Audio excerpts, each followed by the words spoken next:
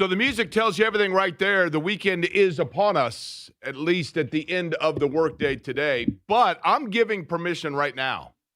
I'm making declaration right now. I have zero authority in this town, at least until I become the mayor of Indianapolis, at which point you'll know because you will see all of the scooters loading up in the White River, but in the canal. But until then, I'm just going to unofficially make declarations like this, and that is go ahead and just start tanking it now. Just take this Friday. It's a beautiful day outside. There's a little bit of cloud cover, but it's the summertime, and it's the last Friday before Colts camp gets underway. And so as a result of that kind of officially, I've always felt like once you get into training camp, I always say this, and I have nothing against it. I enjoy it. I like it. I understand that people get excited for it. We're going to be out there. The state fair is right around the corner. Those things are all fabulous. I love it. However, the one pause is once you get into that, you turn around and look, and before you know it, it's cold outside, and it's wintertime. So soak it in right now and relish it. And if you are deciding right now to drive, if you're driving into work and you're thinking about the meeting you got or whatever, I'm giving you permission right now. Just call and say, you know what, declaration. Early weekend, I'm knocking off the second half of the day, whatever it may be for you. On this Friday, good afternoon to you, or good morning, I should say. But again, I feel like afternoon because you're just accelerating into the weekend, right? My name is Jake Query, Eddie Garrison, the other voice here. Eddie, you're staring at the floor already, right? No. Hang on. Dayton screwed up these headsets. I can't hear you. I hear something vibrating in your studio. Is your phone going off? What's that? There's a vibrating in the studio? No, my phone is. You're calling me. Oh, you said a declaration to call into work. Okay. Yeah. So, here, do you want me to answer the phone? I'm not your boss. That's the problem. I know you think I am, and I know I think, but hold on, I got to change headsets. Are you? What did Dayton what do is with his going headsets? on? Are you okay? I can't hear anything. Are you going deaf? No, Dayton screwed up these headsets. Yeah, blame Mark Dykton, of course. You know, I guess you could blame Mark Dykton since he was sitting in that chair, and normally it's Kevin Bowen. Now, I don't experience any of the issues that you're reporting in here, so I think Mark Dykton is just trying to sabotage you and not me. I hate to do this. This is very unprofessional of me. Can we start this all over because now I can hear? These headsets right here, those are done. I don't know what Dykton did. Is James Boyd still hanging out with you in there? James is still hanging around in here, yes. That's because he wants to hear the conversation we're going to have about the fact that Colts camp is getting set to get underway. As a matter of fact, James is going to come in and join us at about 11 o'clock, and we're going to talk about a number of things, including, Eddie, and this is not creating storyline where there is no storyline. I'm not saying that. But we have talked about this. This has so far, and of course, report date is next week. Mm-hmm. But going into it, this is one of the more definitive years that we've had in terms of a clear understanding of the players that be, the players that not be, the roster itself, the solidarity of it. Dykton just walked back in. What did you do with these headsets? This is mine. Those are yours? No, not mine. And well, those are the ones that were sitting here. I don't know what you did with them. I got my own personal. Okay. Under here. No, everything's going okay. Listen, your time's done, buddy. Well, here my name is slandered. The weekend's already begun. Get the heck out.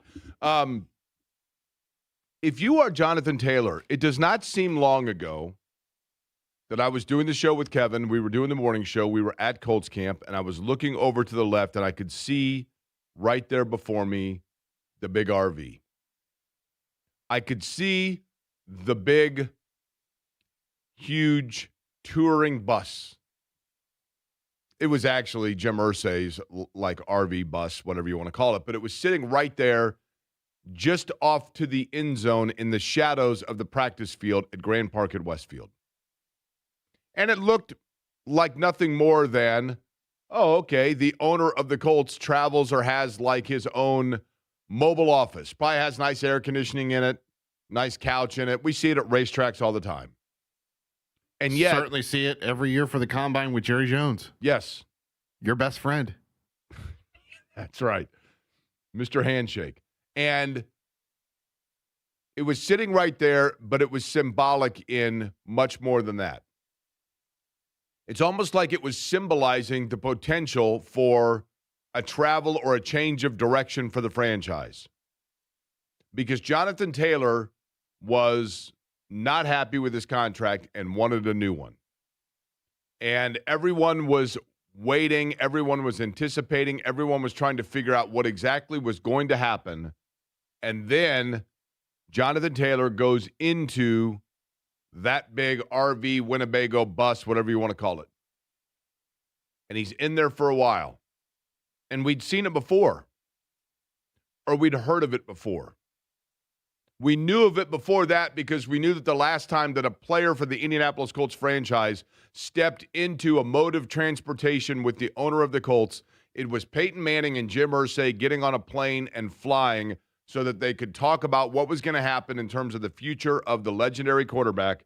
And even though they were some, 22,000 feet in the air or whatever it might have been, that was symbolic of the fact that the entire future of Peyton Manning was in the air.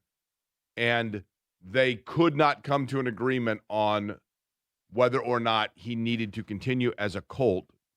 They couldn't hammer out a way that that could happen. So there was only one conclusion, and that was for the plane to land and for the flight of number 18 to come to an end in Indianapolis, as we just talked about with the guys from the morning show. And so Jonathan Taylor goes onto that bus, and everyone thinks, what in the world is going to happen here? And, of course, it was a couple of weeks later, and then Jonathan Taylor, or Twiggy, as we called him at the time. Now that I think about it, it was not with Kevin. I guess I was doing the show with Jimmy. But because we called him Twiggy, and because we got tired of talking about Jonathan Taylor. And he would call it the yacht bus. That's right. And so he was right over there, and we didn't know what was going to happen. Then I'm doing and this shows you that it had been a couple of months of figuring out in question and limbo, but I was doing the wiener dog races for Oktoberfest, which I'm doing again this year, which is awesome. It's one of my favorite things of the fall. Right off of Mass Ave in front of the Rathskeller, when I got the alert, Jonathan Taylor has re-signed. New deal, new agreement, all's good, life's good, everything's copacetic. And that's the circumstance right now. And there's no reason to believe that will be interrupted. Except for the fact that, and I'm not trying to create a talking point, I'm not trying to create waves, I'm just simply looking at it and saying, we've been around this a long time. We've seen a lot of things happen over the course of time in the history of this franchise and in sports in general, whatever franchise you're talking about. You cover teams long enough, you can start to anticipate and see coming down Meridian certain things happening. And one of them would be, it would be in the best interest of Jonathan Taylor to start talking about his contract. I'm not saying hold out. I'm not saying create drama. But look at the crossroads the Colts could potentially be in. Potentially. It's not a given. It's not a guarantee. But if you look at this season, and we don't know the answer to this. No one knows. I don't know if Carly Ursay-Gordon knows. But there is question about what happens beyond this year if it is a year that does not almost exceed expectation. If they go 10-7, is that enough to bring back the band? If they go 11-6 and get beat in the first round of the playoffs, is that enough to bring back the band? If they go 9-8, squeak in with a wild card, win the wild card game, and then get beat in the playoffs, is that enough? And certainly if they go 8-9 or 7-10, miss the playoffs altogether, does that spell then the end of the Chris Ballard era, which would in turn, Rube Goldberg dominoes here, spell the end likely of the Shane Steichen era, et cetera, et cetera. So if there's that uncertainty, And yes, you go in and you win a playoff game, or you have a successful season, or you have a year that gets out and has the same trajectory of what we saw a year ago before the Daniel Jones injury, when they're winning games and you're like, holy cow, they're the story of the NFL and they're playing really well, then yes, all's well that ends well and everything's cool and you keep moving forward. But I think you've got to say that that's 50-50 probably at best, right? And so if you're Jonathan Taylor and you're going into it and you know that you are a top, what would you say, Eddie, running back in the NFL? 5. 5, I would agree, right? So you're a top 5 running back in the National Football League, and you're going into a year where you're saying, okay, I can do one of two things here. I can negotiate right now and try to get a new deal when the stock or the value of what the projection of my team is never going to be higher than it is right now, most likely. Or I can run that risk. I can gamble on the team's success in general. And if we have a really good year, then they're really going to have to pay me. But if we go through at either expectation or below it, then all of a sudden, I now find myself in a situation where I'm up for a new contract and I have no idea who my general manager is. I have no idea who my head coach is. And at that point, and I have no idea what my value, my market value is going to be, because I think more often than not, players find that their market value is higher within the team they're in because of familiarity than in general. Unless it's a team that needs a running back to put them over the top teams, even though the running back is a position that is more valued in the NFL today than it was, say, 5 years ago. We're trending back to that for certain. But even with that, teams that are going to pay top dollar for a veteran running back, the only circumstance in which you would do that likely is still if the running back is the position that's going to put you over the top. And if the running back is a position that puts you over the top, that means likely that you have spent your money elsewhere to build a roster that's right on the cusp of winning now. And so you're not going to pay top dollar and overpay for a running back in free agency. So if you're Jonathan Taylor, if there's one thing that we're looking at right now, it would be going into this training camp. I think one of the storylines is going to be, is Jonathan Taylor at some point, or his representation, going to say, I want to get a new deal ironed out? Because I think the timing would be in his best interest right now. It's not to say that he would hold out. It's not to say it would be a distraction. But, and then in addition to that, if you're the Colts, how much are you willing to invest in that? Because of the fact that he is still, 28 or 29? He's not yet 30 years old, but there's 27, which is unbelievable. But there's a lot of mileage on that, right? Really good player, though. Really good player. And probably even at that, to some extent, and underused, as crazy as that sounds when I say a lot of mileage on those tires, almost an undervalued player in terms of the way that he's been used within their offense. And there is going to be such question mark about what happens at the quarterback position with Jonathan and then with Daniel Jones. But I think Taylor feeds off Jones and Jones feeds off Taylor to a great extent. But it's one of the things that we can keep an eye on. Rick DeMulling going to join us. I just mentioned that with the guys from the morning show, because I think, yesterday I was thinking about it, and I thought there are a couple of question marks I have here on this final weekend, if you will. One of them is, we talked about it yesterday, Eddie. What is the mindset? What is the mindset of a player going into training camp? I think even in the era when DeMulling was playing, which wasn't that long ago, but we are now into an era where I think there was a time the thought process was that training camp was partially exactly that. You start training to get in shape. Hey, you're running the Boston Marathon. You've been training? Yeah, I've been training for it. I've got an 18-miler next week to do out on the track and whatever else. You're running the mini marathon. You've been training? Yeah, I started training last week in the gym. I'm getting set for it. The word training would indicate that it is not just a practice for games, but getting yourself into shape. And I think now we are in a climate and a culture in the NFL where, no, you better report in shape. That's always been to an extent the truth. But I think now it's like, no, that's what the offseason was for. You need to show up and boom, you're ready to go because we don't have the 2-a-days anymore and the 5-minute water break. I mean, now it's 1 hour walkthrough and then back to films, right? Except for the occasional pass where everybody in the crowd goes bonkers because Deron Carter caught some twisting over the shoulder catch, and people are like, bring out the Lombardi, which also happens. You know, Jake, when we were doing that exercise earlier this week, the top 5 summer wonders, a.k.a. the training camp and preseason All-Americans for the Indianapolis Colts that we can, recall, A.D. Mitchell. Okay. Like, he came to mind, but they used what? An early round pick on him? He was a second rounder. Yeah. A second round pick, yeah. They used a second round pick on him. So, like, would he have qualified? Was it second round? No, hold on. Let me think about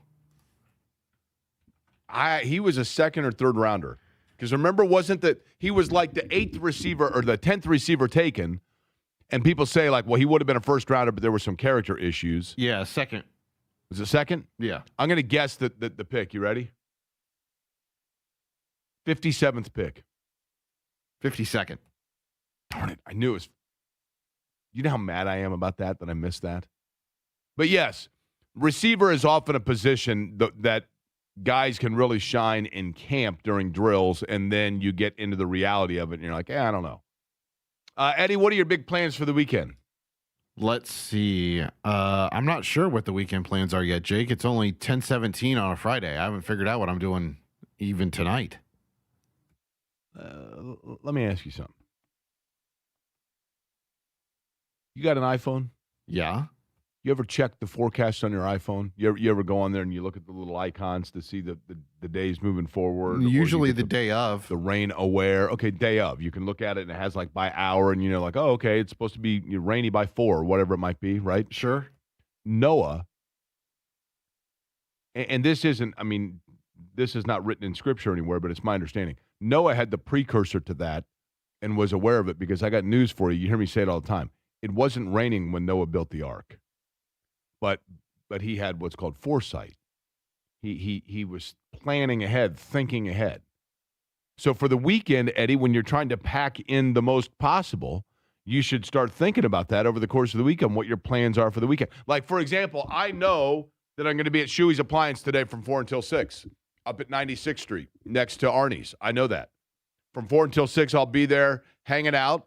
They got an awesome showroom. They've been around in business for 50 years in Central Indiana, but they've got a new awesome showroom opening on 96th Street, and so I'm going to be out there as part of the celebration of that with tickets for the Brickyard to give away between 4 and 6 today. And I look forward to seeing everybody out there. Not often that, as you know, Eddie, that we get to go out on the road, so to speak, and get to see folks and get to talk to folks. I look forward to that, okay? Mm-hmm. Brickyard weekend. So tomorrow, the O'Reilly Auto Parts series at the Indianapolis Motor Speedway, and then on Sunday, the Brickyard 400, so I'll be partaking in that. I'm happy to be home, though. I do like having home races. It's good to be home, so that's going to take up the majority of the weekend for me. And then I've got an assignment that I've picked up over the weekend. Would you like to know my new assignment, Eddie, that may carry into next week? It involves you. What? It involves you. How does it involve me? I don't know if you're And familiar when with were you going to loop me in? just now. Okay. So there is legendary, the Pirate Cat. The Pirate Cat lived on the Monon a couple of years ago, was beloved. People all knew the Pirate Cat. He was tough as nails and whatever else, and people would leave it food on the Monon on the north side of Indianapolis. There's a beer at half liter named for him, the whole deal, right? The Pirate Cat is no longer with us, but what was a legendary during the course of its life on the Monon. Okay. Yesterday, we were walking the Monon, Shane and I walking the Monon, and I see this little orange cone at about 6800 North Westfield. Okay. I see a little orange cone along the Monon. Actually, it's more like 70th and Westfield. And I'm like, what's this all about? And I get up to it, and I see taped to the fence, there's a thing that says, please slow down and be cautious, kitten in area. And I look down, and somebody's left a little bowl of food and a little thing of water. Okay. And okay, but I do love animals. And then I look, and we see the kitten. And there's a kitten that's living. This thing cannot be more than like 6 weeks old, like a tiny little gray, cute as could be kitten. And it kind of gives us the meow, like I'd like to come out and get something to eat or get pet, but I'm scared and I'm lonely and whatever else. So the kitten kind of darts back in the bushes, and I'm like, okay, now I'm on. So I go, and of course I get food and whatever else, and I come back, and there's another couple, really nice folks, and they're standing there, and they've now been coming for like 3 days in a row since they discovered said kitten, and they've been trying to catch it. And so I gave them my number, and I said, let me know if you catch said kitten, and either I will take the kitten or Eddie will. So, Eddie, I don't know if you know this or not, but I have volunteered you that you may be adopting a new four-legged friend. Why? I've You got like animals? I've got 3 animals in my house. That's Well, enough. make it 4. No, we do not have room for a 4th. Why not? We just do not, Jake. Palatial estate, I've seen it. No, we do not have room for a 4th. We do no. I'm glad she's not listening because she would run away with this idea. Run with it. How do you know that your fiance is not listening? Because she's working. Okay. Well, I've already sent her a message. She's all on board. You don't even have her number, Jake. Oh, it's fun. DM. Okay. I DM'd her, right? I will say she did text you the other day. She did? She did. Did I respond?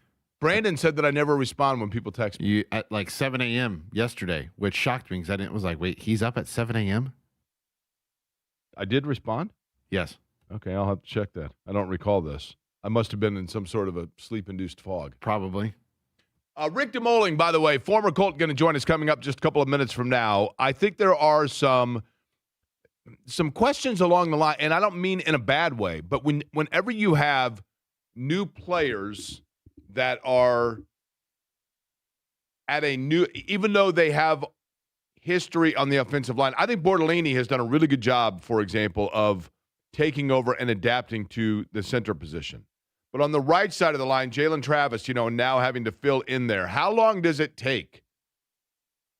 How long does it take for offensive linemen to, and I know we talk about this a lot, there is a cohesiveness that has to take place along the offensive line just in terms of the understanding of the way you're turning or the way that you are pivoting a defender, knowing where your teammate is, knowing which way you have a safety net or coverage or have your back, so to speak, if that makes sense.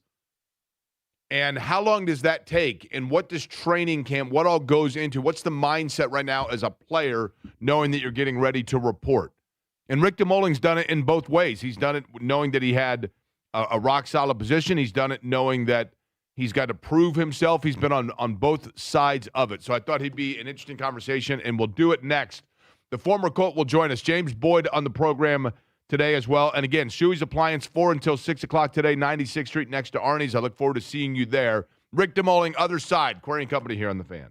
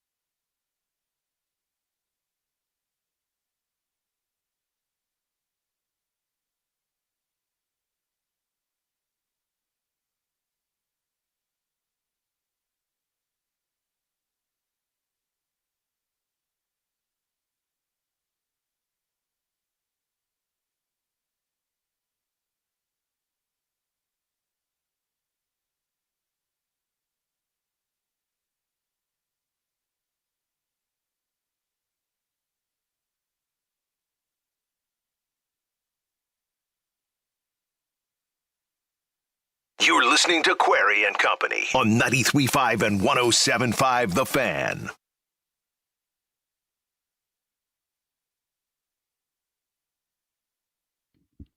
You know, Rick DeMulling strikes me as a Pearl Jam kind of guy. Like, I don't know if Rick DeMulling would be a country music guy or a Pearl Jam guy, but I'm thinking he would be a Pearl Jam kind of guy. He joins us now on the Suave. What we do know is he is Suave. Suave Men's 2-in-1 Hotline. Rick DeMulling, the former Colt, joining us. Rick DeMulling, you are or are not a Pearl Jam guy?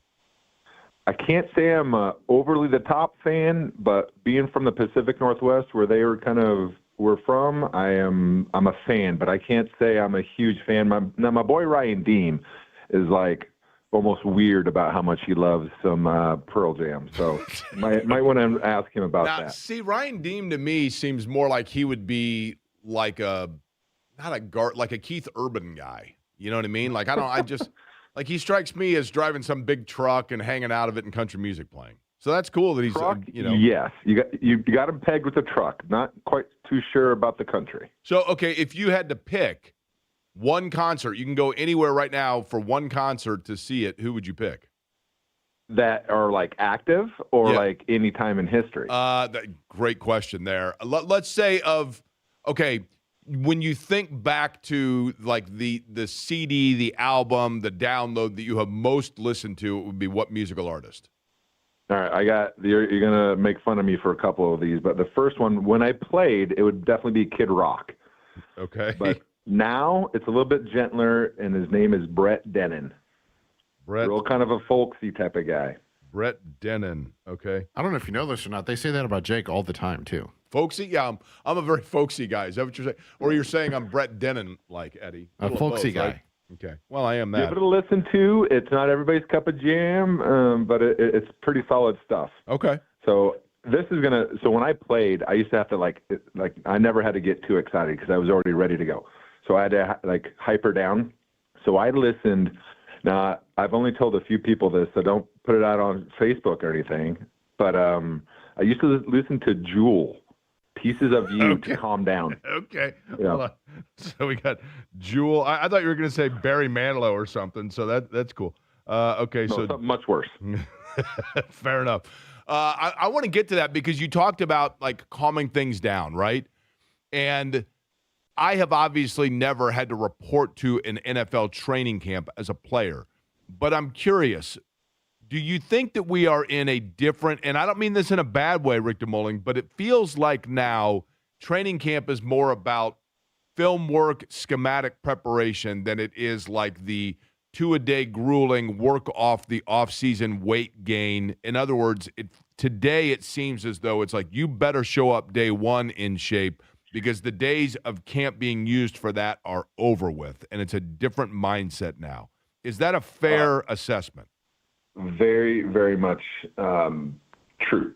So when I played, my first year was Coach Mora. So 2001, Jim Mora was the coach, and it was that old school grind. And I thought if I was ever going to die on the football field, that was it, because it was 150 degrees. We were in Terre Haute, no wind. It was like inside of like a little bubble of no wind, was a hot, stagnant air. And so it was just awful. But now I think they are expected to be in a lot more shape, and the coaches or the organizations are very keen on not having injuries early on. So they try to take care of them a lot like, so when we had Tony Dungy come in, he was a lot like that. Hey, I'll take care of you, but when it's time to work, it's time to work, but you need to be prepared for this and get going. Which way, there's probably a yin and a yang here, right? There's probably a positives and negatives both ways. As a player, it would be terrible, like the two-a-day junction boy level stuff. But in terms of overall chemistry, preparation, maybe even avoiding injury because you're working it into shape, which way do you think is more advantageous in the grand scheme of things? Oh my gosh, it's so hard because there was parts, as much as I despised training camp for that matter, because you're just exhausted the whole time, it did bring a cohesiveness that you can't just manufacture, it needs to come organically. So you go through something. I'm a big proponent. If you go through something awful with somebody, there's two things that are going to happen. You're going to be driven apart, or you're going to be driven closer together. Right. There's really no in between, right? Because you suffer and you embrace the suck, or you just have people that quit and they complain and whine instead of just get it better. I like the hitting, but I think there's a perfect balance between let's go hit a lot and then take adequate breaks. Because when you have back-to-back two-a-days with pads on, like that, I mean, your body just wants to quit at all times. And then it feels like you can never rest enough. You know, one thing, and actually it should be a mantra for this radio show, one thing for my audience every day from 10 until 1, I hope they can at least embrace the suck, right? That's like the... Let's get T-shirts made. That's the new slogan of the show, Eddie. Aquarium Company, embrace the suck. Rick DeMulling is my guest. What was the mindset? And maybe even as you transitioned away from Jim Mora, who, of course, was a military guy. He'd been a Marine, so he had that mindset. And then Tony Dungy, we know of that. But from a player standpoint, Rick, what is a player right now thinking and knowing that it's the last weekend of the offseason before everything and you go into it? What is the mindset going into camp? Am I ready? And, oh, my gosh, here we go. Because you got to think – you have very limited actual time off. So when you start, you're going, right? There you have a bye week in there and some break, but it's a full schedule until the end of the season. And so there's really you hold your breath until it's over type of thing. So it's just, oh my gosh, am I ready? Did I prepare enough? And oh no, I got to go do training camp, which leads into a season, which leads into hopefully the playoffs and ultimately the Super Bowl. Did you have 1 year versus other years where and I'm going to give the worst analogy possible, okay? But as an armchair quarterback, take the mini marathon. There are years for the mini marathon, Rick, that I felt like my preparation, everything was, I'm like, man, I am ready to go. And then in mile 1, I'm like, oh my gosh, my legs are lumber. I have no idea why. There were other years where it was like, man, I feel great. You never knew how your body was going to react. Did you have years where you went into it and you just thought to yourself, I erred. I did not prepare enough for this? I would say, I want to say my rookie year going into it, because I didn't know what to expect. I knew I was ready for anything, but to be honest, I was not ready for the heat. Coming to the Midwest from the West, I didn't know what humidity really was, but going into that, I was like, okay, I'm ready to go. And then that just zaps all of your energy. So that rookie year, not knowing what to expect and then getting killed by the heat, that was 1 year that was like, what on earth is going on? And obviously it was a lot more intense with Mora, and just, it felt like as a rookie, you're running to every single drill. And first one up, last one to go, because you want to get as many reps as you can, and then the veterans are like, nope, you go, Rook. I've had enough of this. What player, and I want to get into this year's Colts here in a second, but what player from your time, Rick DeMulling is my guest. He was a member of the Colts, 2 different stints, 01 to 04, and then again in 07. Rick, when you look back on the time that you were a player here, give me a player that, Peyton Manning is going to be the obvious answer because we know the greatness of Peyton Manning.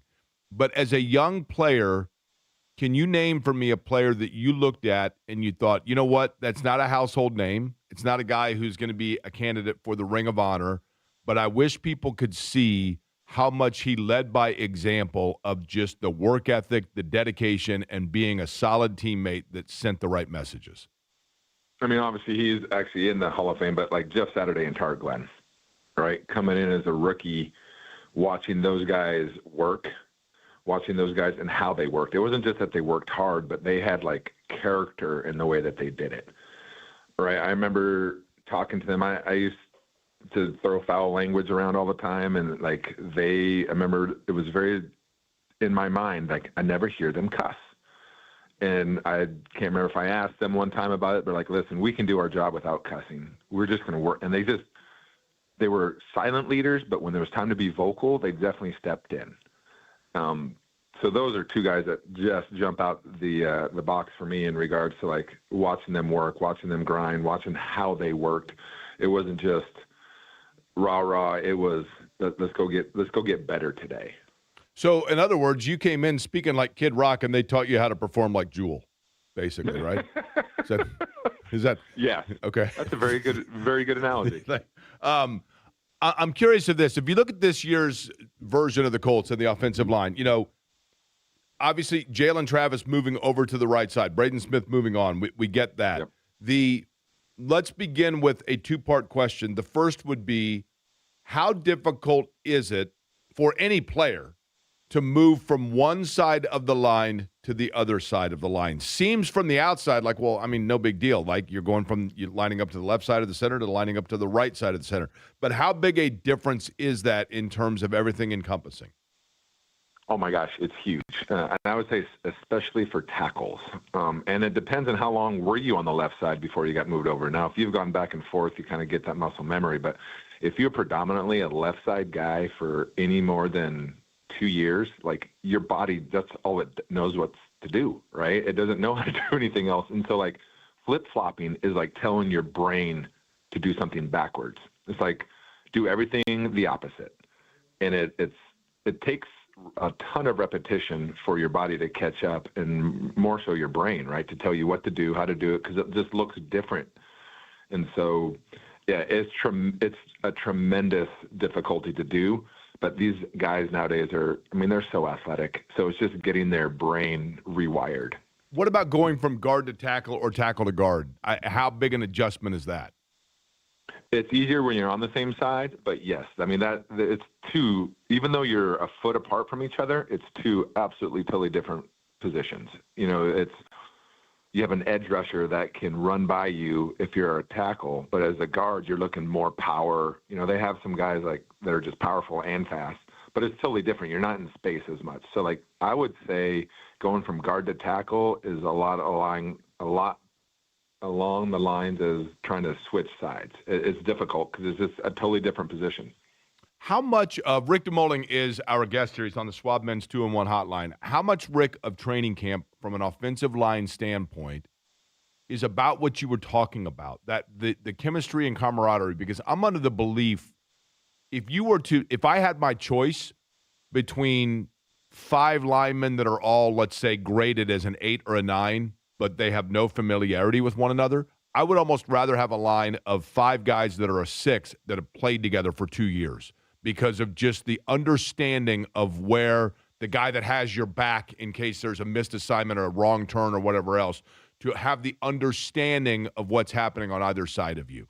But that's, again, an armchair. And I was a lineman at Eastwood Middle School, and we were undefeated 2 years, but that was my last experience with the position. So I'm resorting to your expertise here. Am I off base? Well, there's another T-shirt to be made. I mean, you're just coming off with T-shirts from the undefeated seasons. I mean, you can celebrate that. I have that one, actually.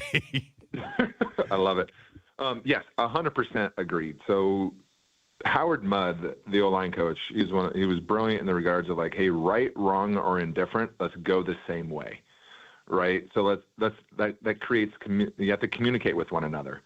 And so the only way there's 2 ways to do that as an offensive lineman: the amount of time spent on the field and the amount of time spent together off the field. Because you develop just a respect for one another on 2 different planes, right? When you're on the field, you know what somebody's thinking if you have the amount of repetition. I mean, it got to the point where Tarek Glenn and I played next to each other. I was blessed for 3 years. And if he had to down block and I would pull, I had the choice to either say, yes, down block and I'll pull, or I'm going to reach this guy. And it got to the point where it would just be like a grunt almost. It's like, yep, nope. And we knew exactly what that meant. And it was just because of repetition over and over and over again during practice. And then watching film together, going out to dinners together, and being like truly enjoying each other's company. Now that's sometimes hard when you got a lot of alpha males, right? But like, I think the Colts historically have done a great job in the offensive line, bringing in character and people that are going to be for the team and not just for the self. Do you like this group? I mean, I know that you obviously are around and you watch the games. Do you like the group that the offensive line right now, as it stands, of what the Colts have? I do. I mean, I do. I think they've been together long enough. Obviously, there's some new pieces, but the core of that group has been together, and that core of that group is friggin' good.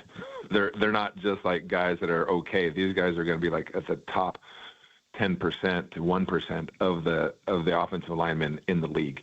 So I think the production from the offensive line is going to be really good this year. And you'll see it in how Jonathan Taylor runs and the supporting cast that way and the time they give Daniel Jones. So I'm always very bullish on how good the Colts are going to be. Sometimes I'm a hard judge to really character, but I'm always going to say they're going to have a good year and the O-line is going to do great. I want to finish by getting caught up on what you're doing now, Rick, because and I'll intro that by asking this. You know, Indianapolis is a unique place because you got guys from, Matt Overton is also from, Northern California and went to college in Washington, and then yourself and, Ryan Deem that's still around town, and there, Gary Brackett. There are so many guys, Pacers as well, that played elsewhere, but then in their post-playing career, pick Indianapolis as the place where they go ahead and get rooted. What is it about this town, other than maybe it's where it started for you, that made it home, even though you grew up so far from here? Yeah, that's a valid and very good question. So I would say the people. When you're in a place, for an extended period of time, you just meet people, and they're just the soul of Indiana and Indianapolis specifically is just such good people. They're loving, they're caring, and it's just an easy place to live for so many different reasons. And I mean, that's why my wife and I, when we got married, we wanted to develop roots somewhere, and Indianapolis was just an easy decision. You have Marlon Jackson, another guy that has stayed. There's a plethora of guys. You named them off, Brackett and Deem and Overton, just guys that like they've figured out like this is a pretty solid place to live. And then wow, the longer we've been here, it continues to grow and offer more and more. So it's just an easy place to live, and the people are phenomenal. And what's keeping you busy now in terms of getting ready for the season as a spectator, but from the 8 to 5 every day? Yeah, can't say I grind every single day just because of my back issues, but I would say that my wife and I started a new company called Cleaner Pockets Laundry, where it's a laundry service where if somebody doesn't want to do the laundry, we will come pick it up, we'll get it washed, and bring it back to you the next day. So how about that? Yeah, Eddie. It's a lot like Deem's got a pretty one good going called Bin Scrubs. It's the same thing. So we're just doing people's trash. We're doing all the dirty work. Just I like we used to do for Peyton. That's it, right? Have the dirty work done by the guys that did the dirty work. I like it, right? Yeah. We're not looking for applause. We're just looking to get the job done. I like it. The Cleaner Pockets. All right, Rick, appreciate the time. Love to have you back on over the course of the year, man. It's always fun. Would love to be there. I appreciate everything, and don't embrace the suck too much. We don't want to. You're right. I just know this: when the laundry's getting dropped off, I'll listen for the Jewel coming out of the truck. Right. That's how we know everything's nice and smooth and mellow. Appreciate it, Rick. It's almost like the ice cream man. It'll be Jewel. Everybody will just know it's that's right. Laundry time. I love it. All right, Rick DeMulling joining us on the program. James Boyd going to catch up with us in about 15 minutes. We'll kind of go over what we were just talking about, and we'll play some Brett Dennen. We got Brett Dennen to get to, Eddie, to familiarize ourselves, right?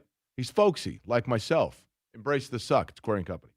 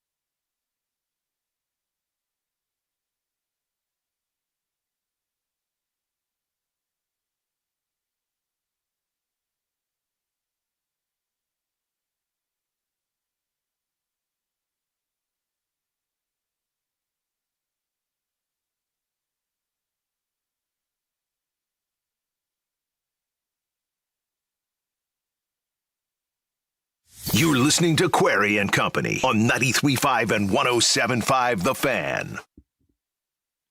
This is Brett Dennen. Yes. It's not terrible. This is Not a fella. my cup of tea. This is a guy. Yes. Okay. Not terrible. Does it pick up the pace a little bit? I don't think so. Eddie seems perturbed. Do you happen to have the breaking news sounder for us, Eddie? Breaking news as it relates to Indiana University basketball and as well as it relates to Butler University basketball. I'll tell you what it is to start the next hour. James Boyd next as well.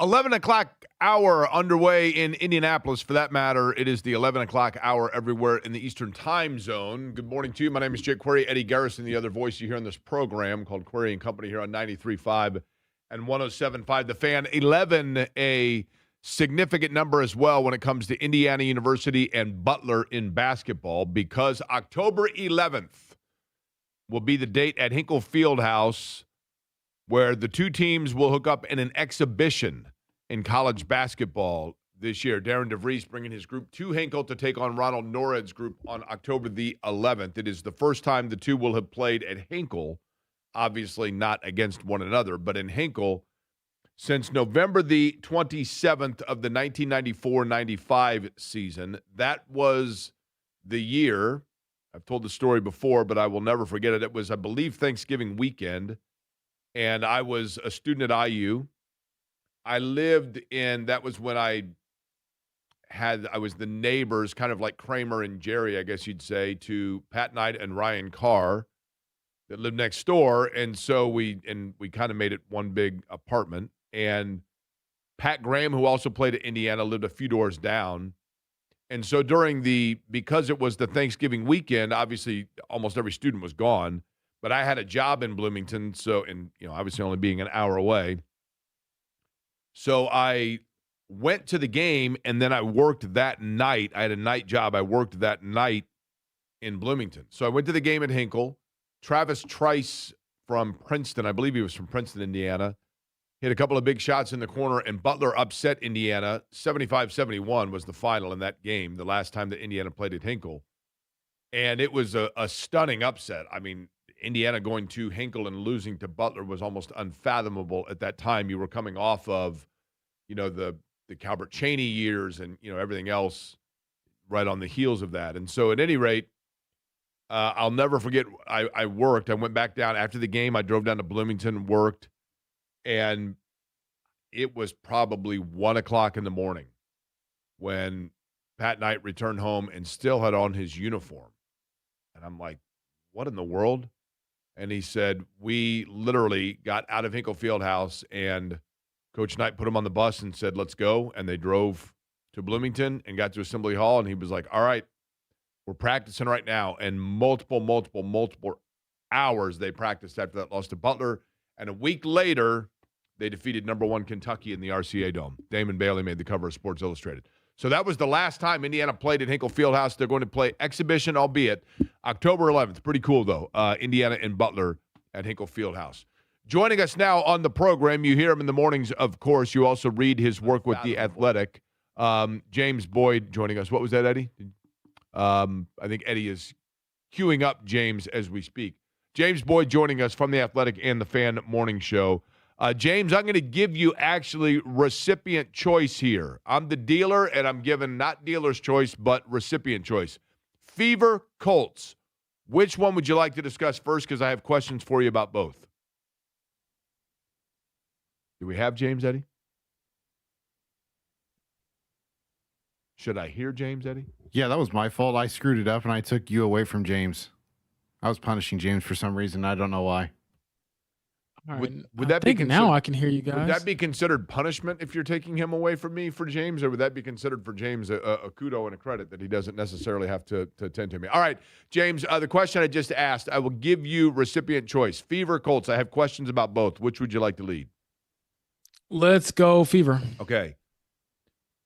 And this gets into an area without getting into the nuances of the topics themselves, because I just don't know that people want to hear that on the Fan.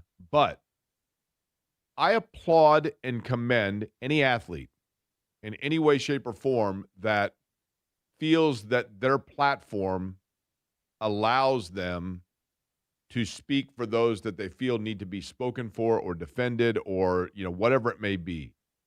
But when you get, and I think one of the beauties of sport, James, and we know it, I mean, we see it within this business that we're in, within the teamwork of this radio station. Varying opinions, various backgrounds, all of those things can make all of us richer in many ways. And I don't mean monetarily. But is there, when you start to get into political discussion and discourse and very polarizing topics, is there a danger within a locker room of people being too vociferous about something that may be the counter to what their teammate feels, and thus it can be a drawback? I saw yesterday, obviously, there are a lot of different discussions amongst Fever players about things outside of the game of basketball. You applaud that, or do you find it to be something that could teeter on dangerous within a locker room? I don't think it can teeter on dangerous necessarily, because I think working in a lot of locker rooms myself, having covered professional sports now for about 5 years, you're not going to have a locker room where everyone aligns 100% politically, religiously, morally, whatever. The bottom line is, if you produce, usually people will put up with whatever you do. And if you don't, people will not put up with whatever you do. So that's kind of where I land with a lot of this stuff. I think your palate for tolerating anything, especially when it comes to fans, usually comes down to how well you perform on court, field, track, whatever. Yeah, I mean, winning does cure, right? There's no doubt about that. Or it masks things. But we've talked about, and maybe I'm overthinking it. I'm guilty of that in a lot of ways. But a lot of the noise that has surrounded the Fever, it seems as though, and I think they're playing pretty well right now, right? I mean, in terms of winning games, they are doing that.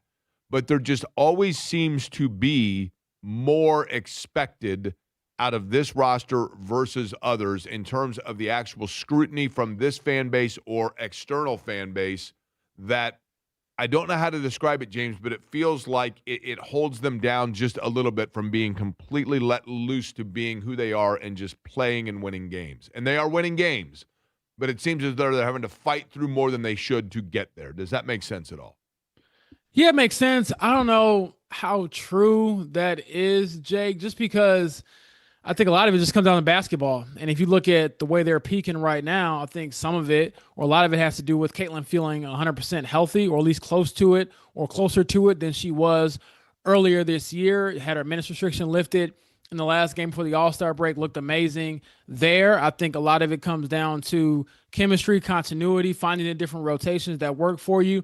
You see second-year center Michaela Timpson getting a lot more playing time for this team. I thought that she, honestly, outside of Leah Boston, is about the only other big that I would consider playing at that 5 spot. I know Malik Billings has turned the corner as well. So some chemistry stuff I think has worked out well for them. But as far as the noise around this team, yeah, it's always going to be there because you are Caitlin Clark's team. I know you're the Indiana Fever, but Caitlin Clark could have gone to any team in the WNBA and instantly drawn in more fans, more criticism, more eyes, all of it, because the expectations for her will always be so high. Now, we could argue that, is that fair or unfair? I think most of the time it probably is unfair, but that's what happens when you get a generational player and the expectations immediately rise. We see it in every sport, everywhere. The one thing I'll say is, and I agree with all of that, and all you would take it. I mean, this is not me looking a gift horse in the mouth, okay? I'm aware of it all. I think that Caitlin Clark, because she is so transcendent, brings with her the attention and the eyeballs of people that are fans of Caitlin Clark versus necessarily fans of the franchise itself. And at times, that enthusiasm towards Caitlin Clark can come at the detriment of, in other words, people are so invested in her that they are not necessarily interested in the betterment of the rest of the roster or the rest of the team or what works for the team itself. Like if she's not playing in a particular game, or she's not in a particular set, or she's not the one that's leading them in scoring, I think that there is a lot of that noise that is there, and I think it's difficult at times for people within the organization to balance. I'll simply say that. Maybe that doesn't make sense, but I think it's there, but that's part of being a transcendent star. I certainly understand that. Now, that said, there is the possibility now that she is not going to be there in a game because she is going to eventually, she herself said, Caitlin Clark, look, I'm going to get suspended. I mean, and she said it flippantly, right? Like, look, let's just go ahead and predict it now. But does she, James Boyd, does Caitlin Clark now, is she finally at a point where she is going to have to say, I have to change the on-floor stuff because of the technical fouls and the possibility of getting suspended? Or is it, this is how I am, this is who I am, and we're going to plug through it? Yeah, they make it seem like it's this uncontrollable thing. Like, oh my gosh, my passion, my ability to hold in some of my anger or just maybe not take the bait. I just can't help myself. It is what it is. This is how I play. But the bottom line is, I think the narrative or the conversation around the technicals, Jake, will shift a whole lot if and when she gets suspended. Because right now it's kind of like this running joke of, oh, I'm going to be myself and stick it to the league and, don't take no crap from anybody. But the bottom line is, if you are unavailable to your team and you're in right now a hunt for a home court advantage in the first round, and let's say we fast forward the season and you miss a game or two due to suspension and you miss a game or two for home court advantage, you lose those games, then what? Then how does the narrative shift? And so I get that Caitlin Clark is defended unlike anybody else in the league, and she draws attention like anybody else in the league. And teams now know they can get under her skin, but the bottom line is you have to be available for your team. And if you're unavailable, not because of your back, but because you can't hold your temper, I think that's a knock on you. And I think it's honestly a little selfish. I get that she's a great player. She's one of one. I mean, I was there when she had 45 and 10 last week at this time against the Seattle Storm. No one's taking away from her talent at all. She's a fantastic player, but there is a line there between being yourself and being detrimental to your team because they're not available to your team. And she even said, after I asked about the technical fouls last game, oh, I can't play with that in the back of my mind. It's going to hinder my play, hinder my team.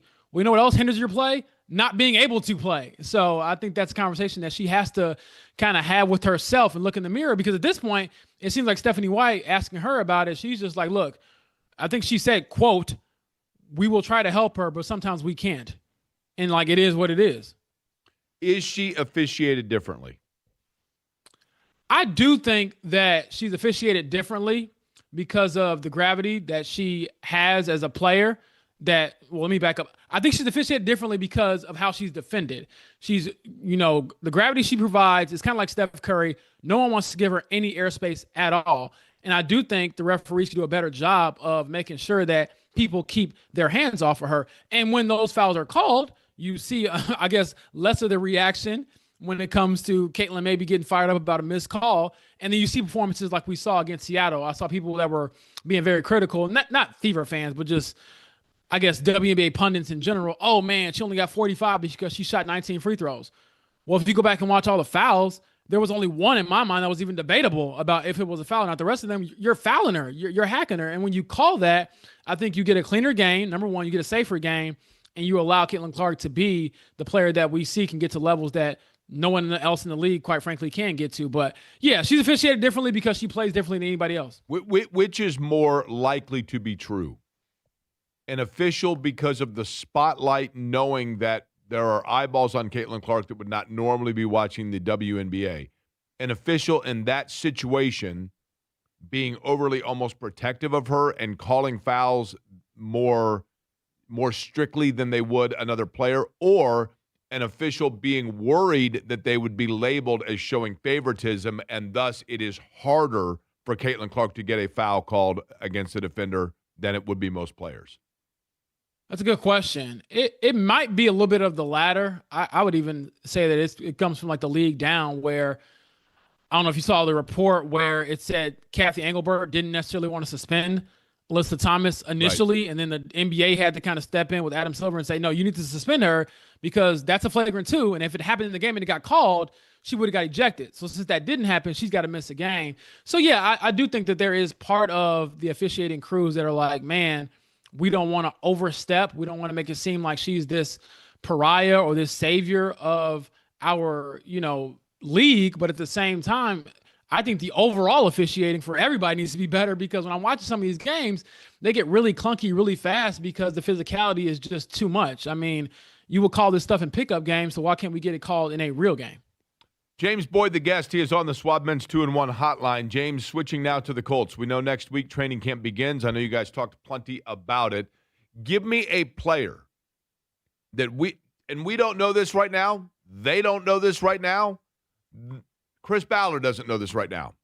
But give me a player that in a month or so, we could look back and say, We thought that position was lock, stock, and barrel. They were covered there, but there might be more scrutiny on that guy than we actually thought when they were getting ready to report to training camp. I'll go with Jalen Travis at right tackle. I think that he is someone who had a lot of potential, showed some promise last year, starting a handful of games, but he is taking over for a right tackle and Braden Smith, who's now with the Texans, who had been here for the better part of almost a decade. And I think you kind of take it for granted because you think of Quentin Nelson being this all-pro and future Hall of Famer, and Bernard Ryman is a $100 million left tackle.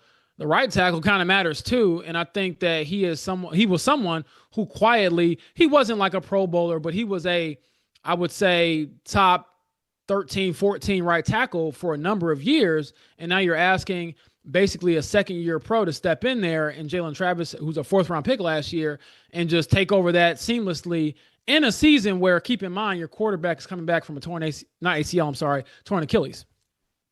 In addition to that, does that not also become important for Gonzalez because he's got it lined up next to him? You know what I mean? Like, does that make sense what I'm saying? Yeah, I think that that's a huge point because you want to be able to trust the guy next to you. And Gonzalez, at one point throughout his Colts career, was starting at both tackle spots. They moved him back inside because they wanted to give that trust and that label to Jalen Travis. And he doesn't really have a challenger either. That's the other thing. Like, you can look at some positions on the roster and say, okay, well, you know, at linebacker, it's probably CJ Allen and it might be Akeem Davis-Gaither or it might be Bryce Betcher. I don't think there really is a might be at right tackle. It's Jalen Travis or bust, and you need him to be a dude. You know, when you look at it, the Rick DeMulling was just on with us. James Boyd, my guest here. We had Rick DeMulling on 45 minutes ago or so, who played line, obviously, in the NFL, played for the Colts. And he was talking about now versus then the overall athleticism that you see. And I do think, James, that you now can see more fluidity or versatility on offensive line than you saw 15 years ago. You know, it used to be if a guy was drafted as a guard, he was a guard. That was it. Now it does seem, is this, do you believe, a league trend and a football trend, or is this a Chris Ballard preference of getting guys that have that footwork versatility to be able to be, you know, fulfill the area that is needed on the line, but also have maneuverability? I think it's a league-wide thing. You probably want to try to get an offensive lineman that, unless they're like a first or second round pick and you know, like, this is left tackle no matter what, center no matter what, if they offer some versatility, it's only a matter of time until one of your top guys goes down anyway. So you want to be able to shuffle and not feel like you have someone who's completely out of position or completely unknown to a hole in your potential offensive line. Like, yeah, you could, in theory, draft only tackles or only guards or whatever, but in reality, it just doesn't work like that when it comes to how injuries might unfold with your group. And then beyond that, I also think it comes down to the offenses too, Jake.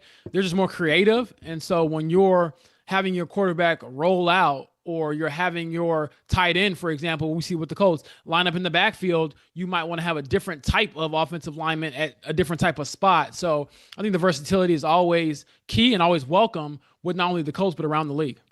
James Boyd, my guest here. Colts getting ready to report next week. James, I was talking about this earlier. What your thought on it? Jonathan Taylor.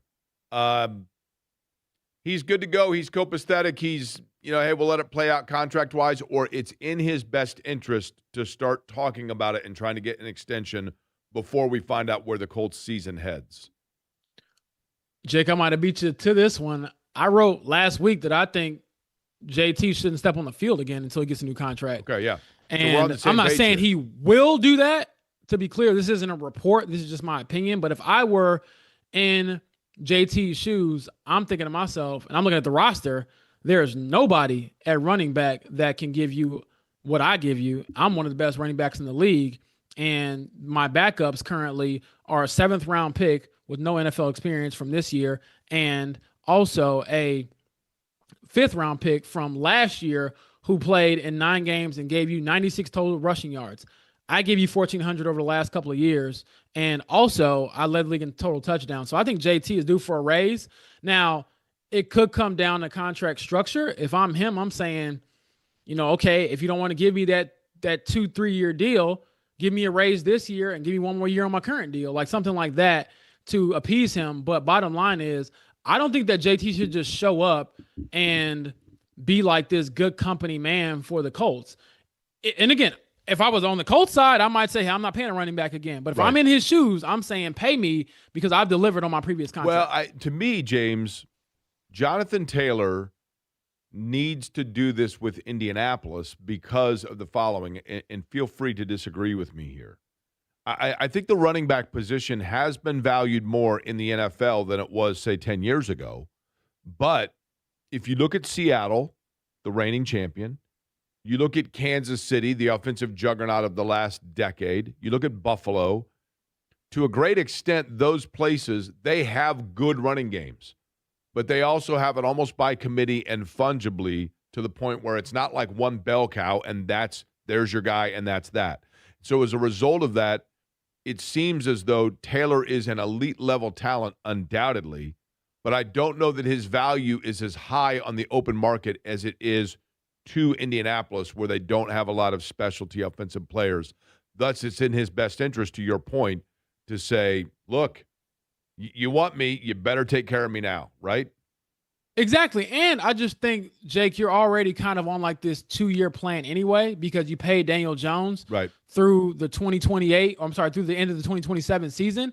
So if you're looking at it from that perspective, you might as well, in my opinion, try to get at least one more year on JT's contract. And again, I think the perfect structure, the ideal structure for both sides, if you want to find like a happy medium, is to bump his pay this year, make him a top 5 paid running back in the league, tack one more year onto his deal. And then at that point, look, if he starts slowing down, if he starts getting injured, I know he was remarkably healthy last year, but if he shows signs of deterioration, if Daniel Jones isn't really what we saw through the first half of last year, if he gets hurt again, or if his play is just not up to par, you're going to have to reload anyway, and you might as well do it at the end of that 2027 season. So if I'm JT, I'm looking around the room saying, good luck without me, because keep in mind, I'm sure you've hammered it, and we'll hammer it even more as the season gets closer, a lot of this is also because of Daniel Jones. My value increases because your quarterback is coming off an injury. My value increases because you have no depth behind me. Chicken and My egg value here, increases because your GM needs to win and make the playoffs to not get fired. So if y'all don't want anybody else losing their jobs, pay me. Chicken and egg here. Daniel Jones is more reliant on Jonathan Taylor for his success, or Jonathan Taylor is more reliant on Daniel Jones for his success? I think it's Daniel Jones is more reliant on JT. The only times we've seen Daniel Jones have great seasons or good seasons in the NFL was 2022 when he had Saquon Barkley, and Saquon Barkley had a great year. And then last year, through the first half of last year, when JT was going off. And again, it's a tandem. It's not like it's 100% to 0 or it's 80-20. It's probably more like, I don't know, 60-40, 55-45, something like that. But I would lean towards JT because he's proven he can be a great player without Daniel Jones. I'm not sure Daniel Jones has ever proven he can be a great player without having a great running back behind him. The Colts have had kind of this mediocrity or just lack of oomph, star power at the linebacker position in the last handful of years, and it still is one that doesn't necessarily have household name. Have the Colts not bolstered linebacker spot because the NFL doesn't necessitate that per se in today's NFL? Or you get where I'm going there? I mean, is this a schematic thing where they're just following the trend that is the defensive version of the running back where it's been kind of devalued unless you happen to have a breakthrough one? Yeah, I think it's the latter, what you were getting at. You know, if you have a Fred Warner like they have in San Francisco who can run, who can cover, who can hit, he's a special player, and you want special players on the field. But ultimately, I think a lot of defenses now are just looking at, okay, how can we load up at defensive end, even defensive tackle, put pressure on the quarterback, and then load up on the back end and load get the us some box in the playmakers corners and call it a day, right? Exactly, because even now, if you're looking at some of the best offenses, and I would argue that Shane, when he has all his horses and they're healthy, no pun intended, they can, make mismatches and they exploit linebackers. I think Shane's eyes light up when he sees a linebacker on the field in space because he knows, well, there's no way he can cover Josh Downs. There's no way he can cover Tyler Warren in space. And so, yeah, you want to still upgrade that group, and I think they might have. We'll see what CJ Allen looks like, but I don't think that linebacker is like coming to mind when you think of like the most important groups among the defense. Higher number in 2026 season for the Indianapolis Colts. Sacks from Liatu Latu or games played for DeForest Buckner? I'm going to go sacks for Liatu Latu. Oh, actually, no, I take that back. I had it reversed. I'm going to say that DeForest Buckner plays in more games than sacks for Liatu Latu. Okay. Because, I say this because, Jake, I think barring, just a complete re-aggravation of his neck injury, DeForest Buckner, assuming he plays this year and he starts week 1, he'll get through the season. But my question is more so like, will he be DeForest Buckner or will he be DeForest Buckner? And you're like, okay, I got to get rid of this guy. Look, and I think he's been a great player. He is a great leader. He's seemingly a really good guy, DeForest Buckner. I don't have a single negative thing to say about the guy, except for at some point, if DeForest Buckner ends his time as an Indianapolis Colt without having won a playoff game, then you wonder and you think about and you go back and you look at what they gave up to get him. The chance to draft a Justin Herbert, for example. You know what I mean? Then you start to look absolutely. It's something that you already are looking at because he's starting to decline and you just haven't had that success. And we went back through that whole scenario last week or earlier this week with Kevin and Mark in the morning show, just because you want to be able to say when you acquired somebody, you won something. And it's kind of similar to the pressure that they should feel right now with Sauce Gardner, Jake, where, you look at the DeForest Buckner trade, you gave up a first-round pick for that. You look at, the Carson Wentz trade, you give up a first-round pick for that. You look at the Sauce Gardner trade, give up 2 first-round picks for that. If you don't make the playoffs in either of those scenarios, now granted they did make it the first year with DeForest Buckner, but haven't been back since, then what? If you don't win a playoff game, what was it for? All you can say is that, well, it looked good on paper, but in reality, we kind of just set ourselves back because we didn't get that game changer that ultimately got us over the hump. Now, that's not disrespectful to DeForest Buckner. He's been a great player. But again, a lot of it probably just comes down to not being able to find that answer at quarterback, which they're desperate to find it. They think they might have found it with Daniel Jones, but I still have questions when it comes to his health and his durability and honestly his play too. I mean, he's a fine NFL player, but I can't sit up here and act like, for example, when they had Phillip Rivers lead them to the playoffs 2020, that Daniel Jones has the same resume at all. James Boyd will be right there. Grand Park coming up this coming week. Colts reporting. Of course, the Fan Morning Show will be there. He will also be writing about it for The Athletic, and we will be there on this program as well. James, enjoy the weekend, and we'll be seeing you out in Westfield before we know it. Sounds good, brother. You have a good one. All right, James Boyd joining us on the program. We come back. It's a Friday. It's the bottom of the 11 o'clock hour. You know what that means. And I got a great story here about a guy I've known for a long time that continues to amaze me and impress me. And, oftentimes it's like that song, I get knocked down again. I get knocked down, I get up again. You're never going to bring me down. That's absolutely true of an athlete here in central Indiana that never took no. And it's so impressive. And yet the latest chapter in that story is one that continues to amaze me. I'll tell you all about it as part of our Franciscan Health Feel Good, Good for the Heart Friday. We'll do it next.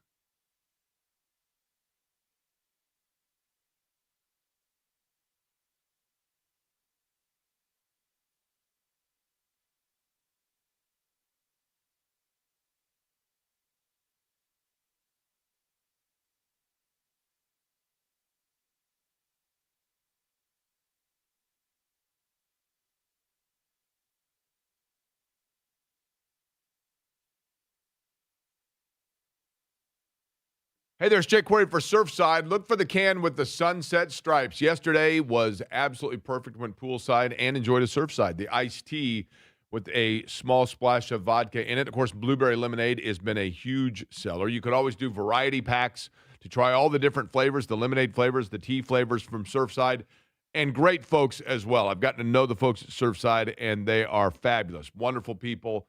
and bringing to you that non-carbonation beverage so that it is so smooth to enjoy no matter what the occasion. Surfside, look for it wherever you buy your favorite adult beverages. Look for the can with the sunset stripes. Please be 21 and please consume responsibly.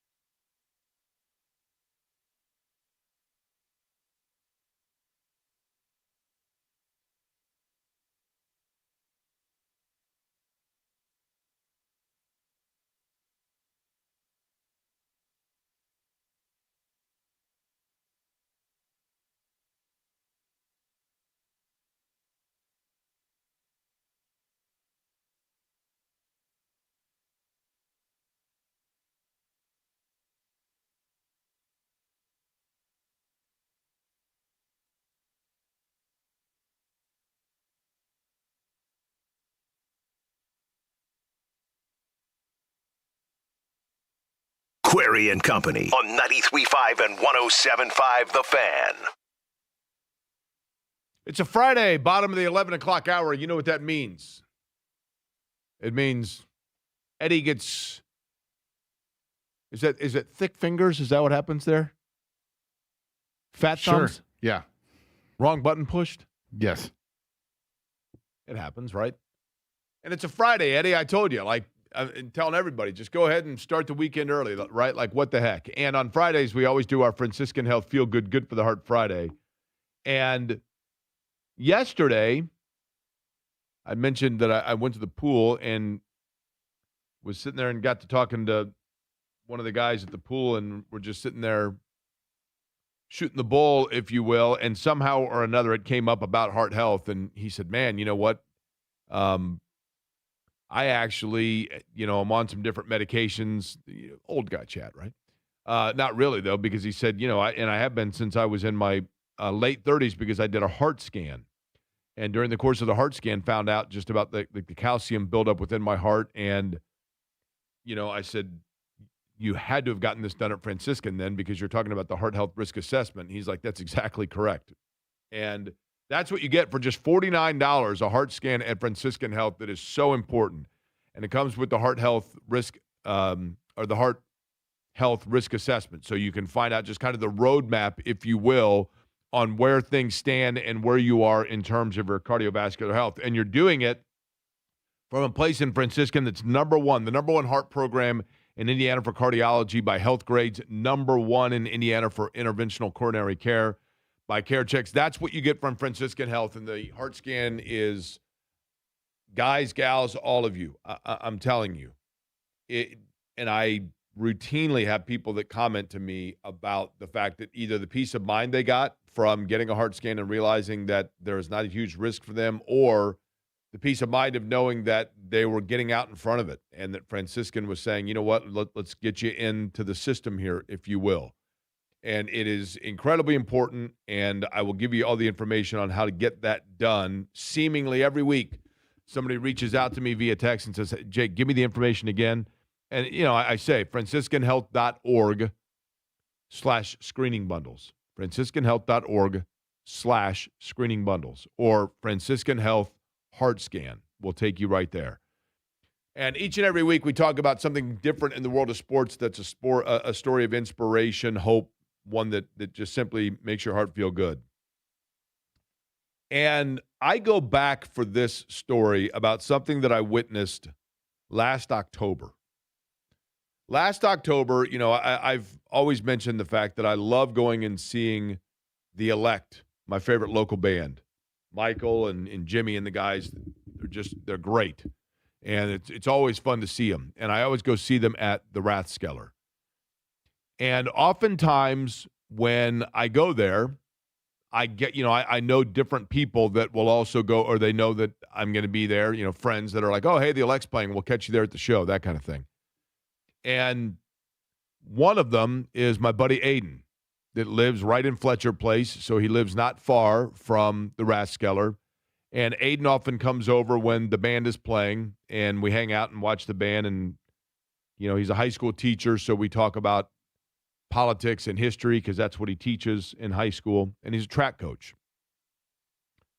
And in October, I was watching, and I noticed something. We're sitting there talking, and Aiden goes up by himself and starts dancing on the dance floor. You see this when you go see a band play, and you see somebody that just go up and they're dancing along, and they're caught in the moment of the music. And usually there's somebody that's the first one out on the dance floor, and then eventually everybody kind of heads that way. And Aiden went out by himself. There was nobody on the dance floor, and he's out there cutting a rug. And you could tell he was having the time of his life.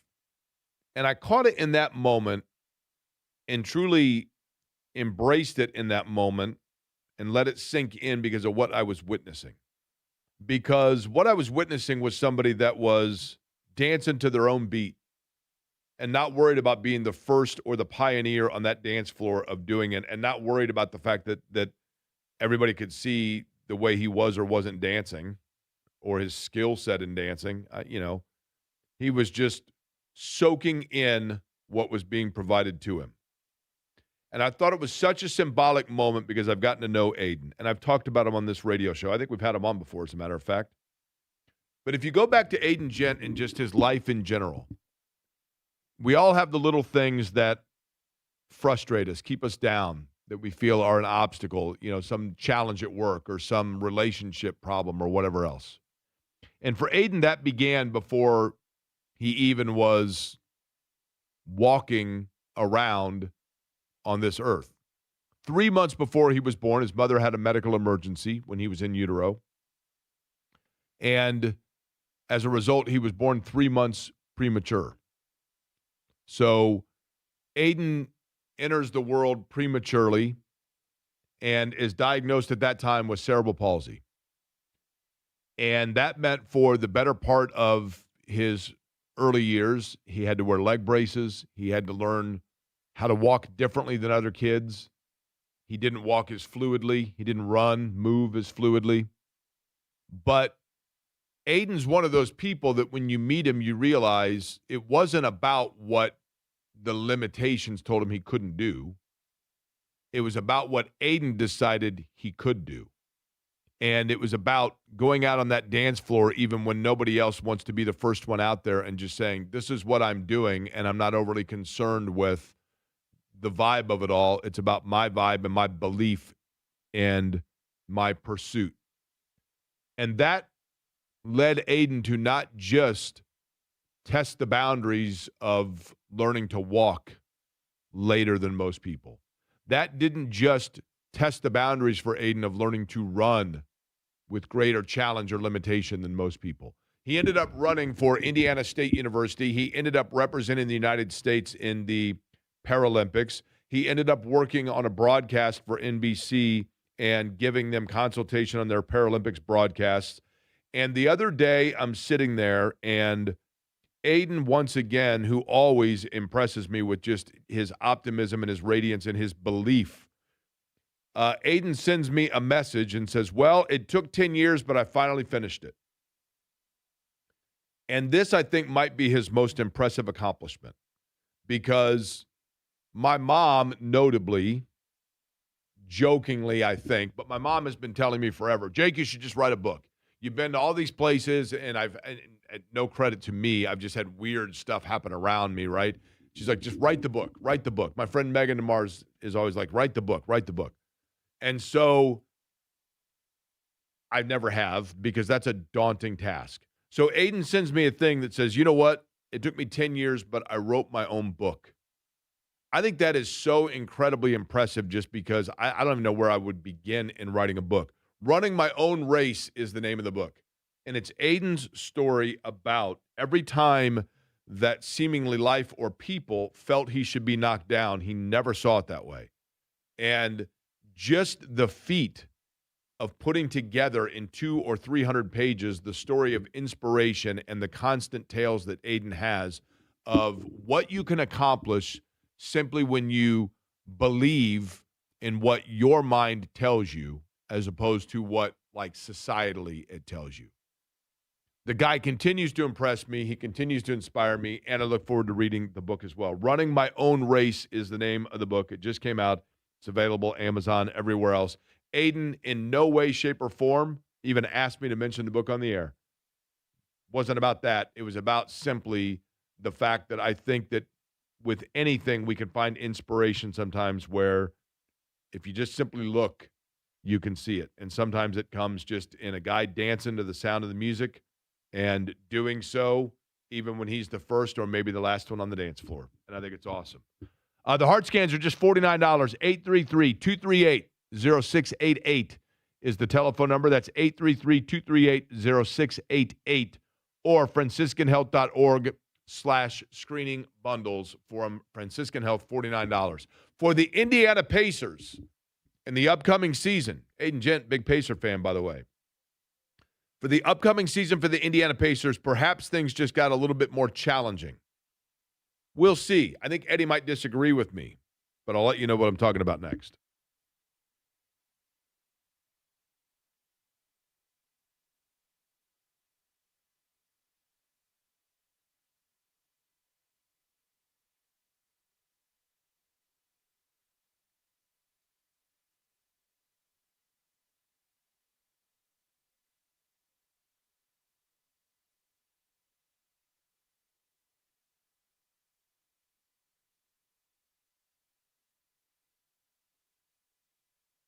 Hey, it's Jake Query. It's time right now. You can hear it.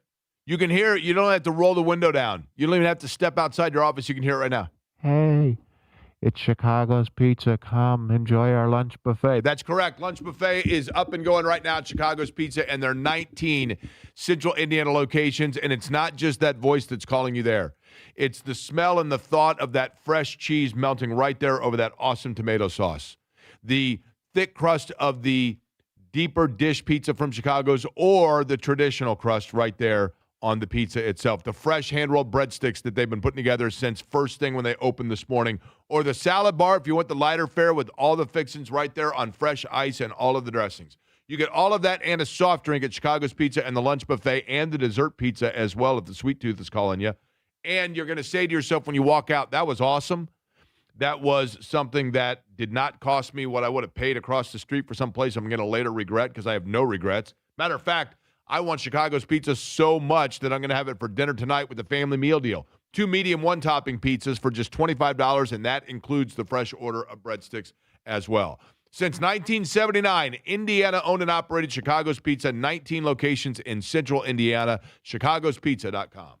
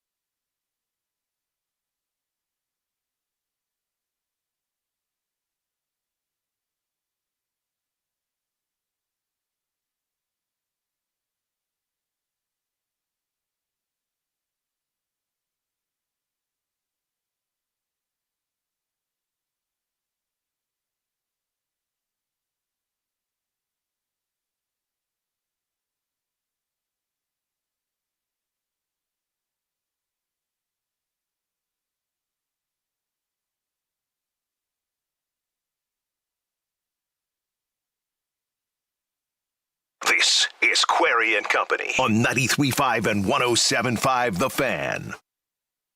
I wish it wasn't the case. I wish it wasn't. And I am probably, as a basketball fan, in the anomaly at this point. In the fact that I still have a tremendous amount of respect for not just the talent, but the professionalism of LeBron James. And I totally understand and respect and get that that is an unpopular opinion in many cities in this town, or in this country, excuse me, because, and especially in this town, because of the obstacles he has created. But for the Indiana Pacers, who have really a 2-year window, I think, to, with this group, to push all in, there's going to be another challenge in the East, because coming back to the Eastern Conference, LeBron James saying in a long-form post to the Twitter.com that he really did think that his playing career was probably over when he played his final game this year for the Lakers, but now saying that, yes, in fact, I think that I still can be a piece to a championship, and it will be with the attempt for it with the Philadelphia 76ers. 2-year, $8 million deal. So, in fact, he did sign for the veteran minimum. And he signed for the, it's not about money. As I said a couple weeks ago, he's a billionaire. Didn't need the money. It was about going to a spot. And yes, I do think that, and I know that everyone snickered at it. I thought Indiana had as good since it's not about money, I thought the Pacers had as good a roster as anywhere where he could have been a really good piece here, but that's neither here nor there. It is Philadelphia. It's a pretty stout starting five. There's no doubt about it. Tyrese Maxey, Jaylen Brown, VJ Edgecombe, LeBron James, and Joel Embiid. Now, Embiid, obviously the health is a huge factor there. And it could be for LeBron as well. I mean, who knows how many games he's going to play, right? But a 2-year deal and the final push. I'm just glad we can finally get the NBA schedule so I know what nights I'll be working and what Pacer games you'll be attending, Jake. That's fair. That is a good point. And I would imagine that Philadelphia will find themselves now on Christmas, correct? I would almost go as far as to say that Philly will be opening night. It would be LeBron James, Jaylen Brown, and the revamped Philadelphia 76ers. Boston? Taking on the reigning champ, New York Knicks. Think so? Yes. You don't think they would feature it as Philly-Boston? Why would they? Jaylen Brown? I guess so. And there's a rivalry between those two as well. I suppose, but it's LeBron, Jake. I get it. He did say, I loved Miami, I loved Los Angeles, and Northeast Ohio is always home, but Philadelphia is where it is now. Do you like the city of Philly? I've never been. I'm kind of in the minority here because I do like Philly. It's a gritty, gross, kind of overcast Rust Belt city to a great extent, but there is I have such an appreciation and respect, and at the same time, I can understand the pride that people in Philadelphia have about their city. And I love that. I love the fact that they just have that grit about themselves where first and foremost, they want you to know that they're from Philly. You just get that more than most cities, which I think is pretty cool. The historical aspect of it, it goes without saying, is pretty darn cool. More on it, and we'll get back into questions about the Colts. And one of the things that we discussed earlier in the program, we'll get to that as the noon hour gets underway here just a couple minutes from now. Query and Company on the Fan.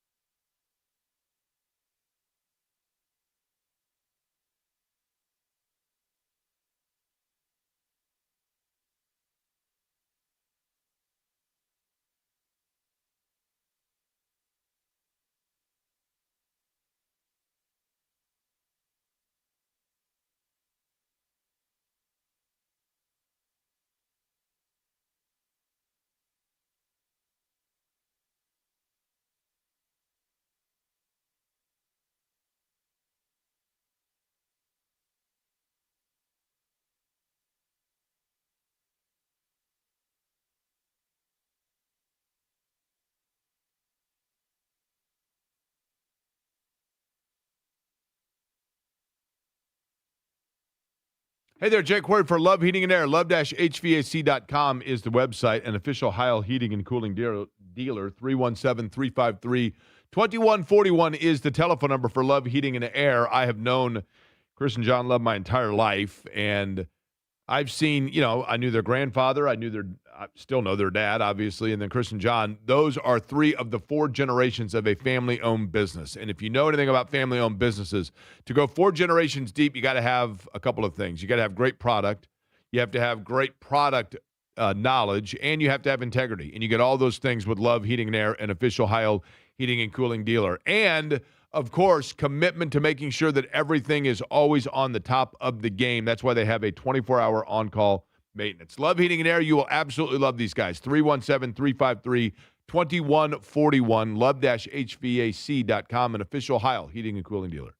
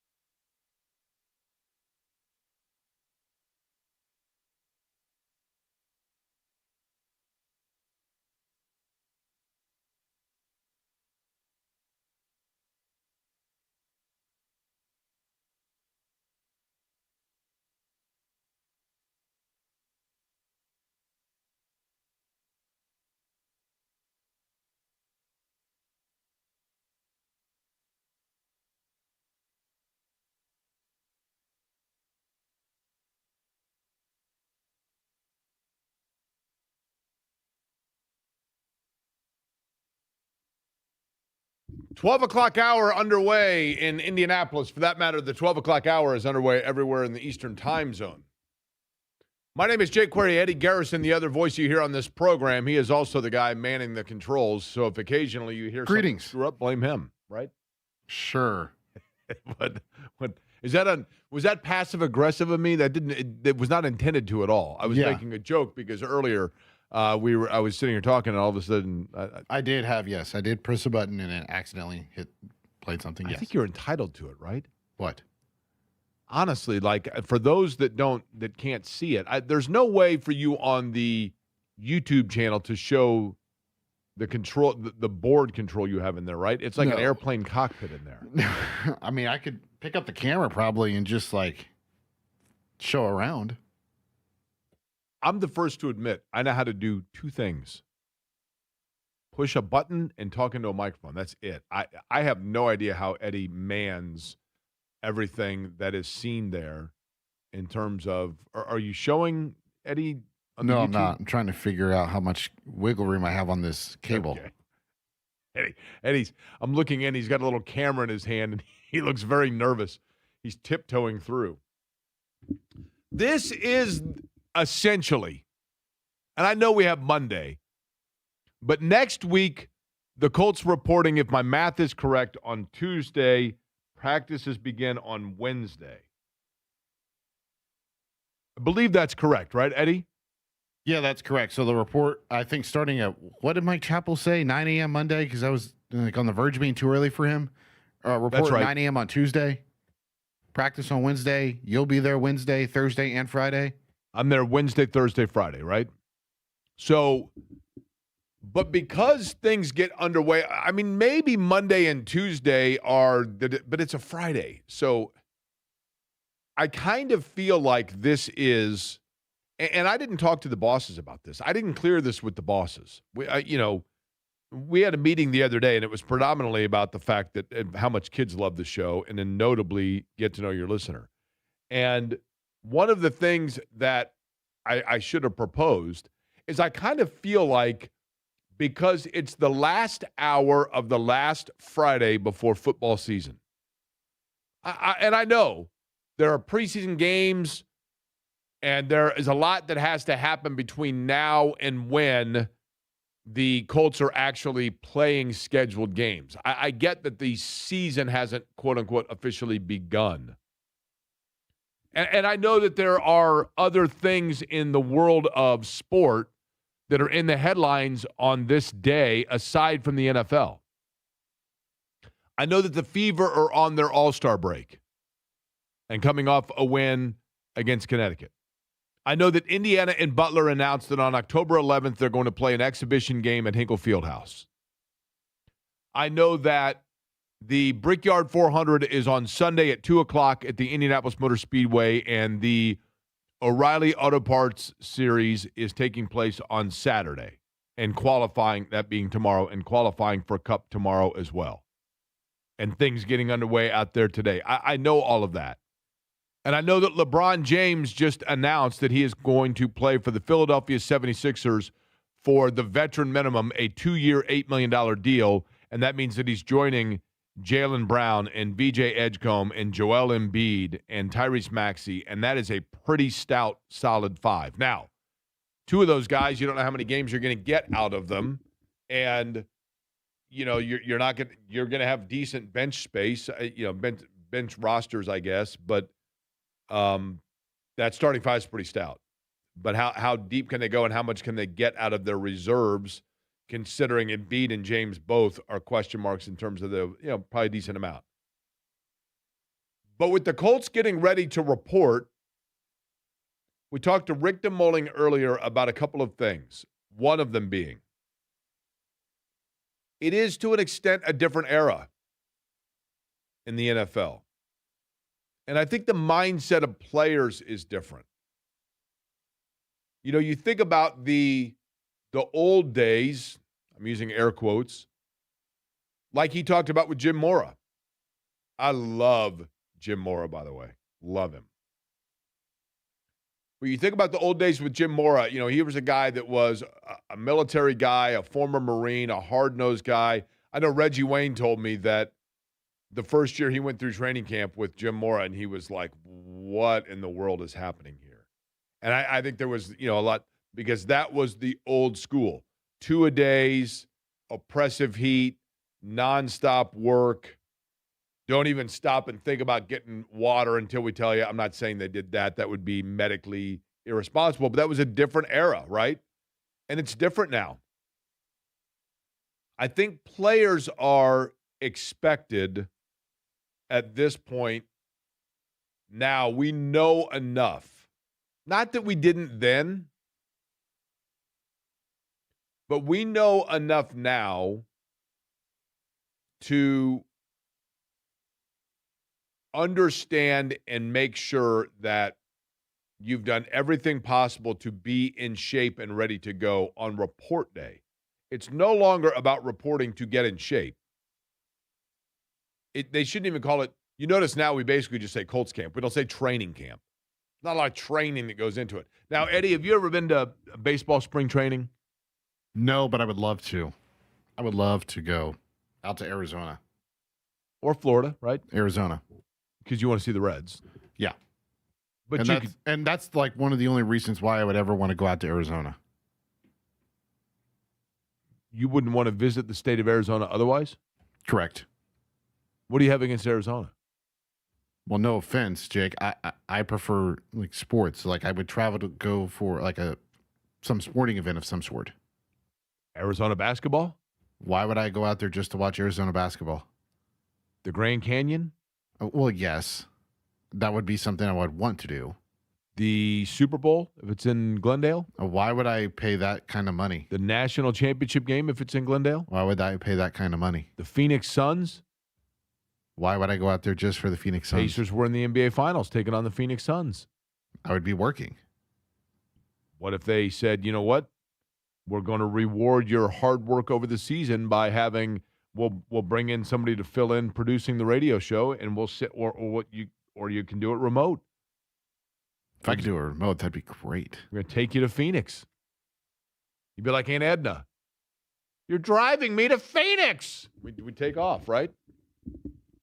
But the spring training, when you go and you watch it, you know, you get the feeling in baseball still that, and the pitchers and catchers, I guess, they must be the most out of shape guys because they got to train a little bit longer.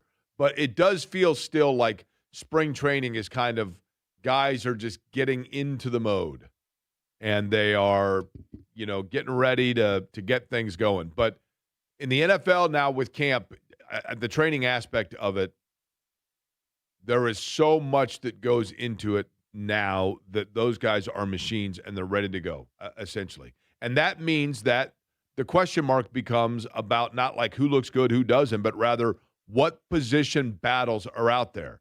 And one of the things that's interesting about the Colts this year, frankly, is the fact that this is counterproductive of me to say this on a sports radio program where we talk so much about the Colts, but the reality is, in comparison to other years, the most interesting thing about this version of the Colts in camp is that there's not a lot of interesting thing about it in relation to other years. You know, you don't have who is the quarterback going to be. You don't have, oh my gosh, like look at the way that Daniel Jones. A year ago, it seemed to me, and doesn't this feel, Eddie, like 5 years ago when Daniel Jones and Anthony Richardson were battling out for the quarterback spot? It feels like forever ago. Doesn't it? I mean, there's so much has already happened. It's because that quarterback battle didn't last long. I mean, if you think about it, he had, I don't know what was going on. I can't remember the exact extent of the injury for Richardson. Was it the shoulder issue in mandatory minicamp that sidelined him? So he missed a good chunk of OTAs, and it resulted in Daniel Jones taking pretty much all the first team reps. Yeah. And pretty much from there on out, you know, it was all Daniel Jones. But even through camp a year ago, I mean, you are correct, but we had known and have known forever about Anthony Richardson that the one knock on Anthony Richardson has been his lack of availability. And we knew that going into last year, but, you know, it was like, okay, they signed Daniel Jones as the emergency backup situation, or as the insurance policy, not the emergency backup. That's the wrong way of saying it. The insurance policy to back up Anthony Richardson in case something goes wrong. That was the initial thought. And then Shane Steichen very quickly said, no, we're doing an open competition. And I think I, for one, was saying they can say that all they want. Anthony Richardson's going to be their guy because he's a top 5 pick. They still want to see what they have there. He is a freak level athlete. He has a cannon of an arm. We saw the rookie or year two or whatever it was, like the falling back on his back heel, 63-yard pass right in the breadbasket to Alec Pierce, all of those things. And you're like, okay, this guy can play. But then every time that he would utilize and take advantage of the thing that made him different, his athleticism, his improvisation skill, his outside the pocket stuff, every time that would happen, it was one step forward, two steps back. And so you really did think to yourself, at least I did, going into it. And it's revisionist history now. You can say, no, Jake, you're a moron. Everybody knew right away that when they signed Daniel Jones, he was the guy. No. It was an open competition. But I don't think it took long for Shane Steichen to figure out Daniel Jones was his guy. And I think it was beyond the availability from a health standpoint. I think it was beyond the aspect of not knowing how long a guy was going to be out there from one game to the next. I think it really came down to Shane Steichen. If you talk to Shane Steichen, you can see it. If you watch him in press conferences, you can see it. I think his brain just works on a different wavelength. In a good way, not a bad way, in a good way. You know, what do we hear about Shane Steichen when he was hired? All ball. This guy's all ball. 24 hours a day, that guy's thinking about football. He played the position of quarterback. He's a walking computer. He's constantly thinking about the game of football. And you can kind of see it and hear it when he talks. He's just always computing in ways that his team can compete with different looks, different audibles, different sets. And it's not even about coming up with all the time the good play. It's about putting his quarterback in position to get out of a bad play. And by that I mean you call a Jonathan Taylor left side run, and you get up to the line and you realize, okay, the box is loaded on the left side, and they absolutely are smelling out what we're doing here. And so I'm going to audible to this to a flare to the right. It's the ability to get out of that bad play that was called to get yourself into not necessarily a game-changing play, but you're avoiding the bad play, right? And I think that Shane Steichen, his brain is constantly working like a computer. What's that? Is it called a GIF or a GIF, Eddie? It's a GIF, right? The little things, the little... I go GIF because it's a graphic image. That'd be GIF, right? It's not a graphic image. It's a graphic image. GIF, right? Yeah. GIF. I don't know. A GIF. Yeah. There's the one that's fairly famous, and I think it's from the television show Always Sunny in Philadelphia, which I have not seen, but it has the little guy, and he's standing in front of the board that has all kinds of diagrams, and he's motioning he looks like Peyton Manning landing airplanes. He's motioning his arms over and over and over as if to say, like, everything keeps going, everything's running all over the place. That's how Shane Steichen, I think, sees an offense and how he wants an offense run. He wants it where he gets up there, and he wanted a quarterback that can vibe with his wavelength. Yes, I am Team GIF. Team GIF. GIF, Yeah, okay. There we go. And so Shane Steichen, I think, saw that in Daniel Jones, and that's where he found comfort. I don't know that he thought that Daniel Jones was a more physically gifted player. I don't know that he thought that Daniel Jones was a more precise passer, but he knew in terms of what he saw, okay, this guy can be an extension of my brain on the field. And so therefore, that quarterback competition, I think, was over before it truly even got totally going for that reason, because he saw that and he wanted that. And that was the storyline of a year ago. In previous years, it was the Jonathan Taylor. Is he going to hold out? Is he going to sign are they going to trade him? What are they going to do with Jonathan Taylor? He's in the bus with Irsay. What's going on there? There have been years where the question mark has been about DeForest Buckner. What's going to happen with DeForest Buckner? Is he healthy? Is he not? This year, I mean, DeForest Buckner is one area that I guess is of question. But in terms of his availability, I mean, probably the biggest question, Eddie, if you had to list right now the biggest questions about the Colts or Colts camp going into it, what's your number one question?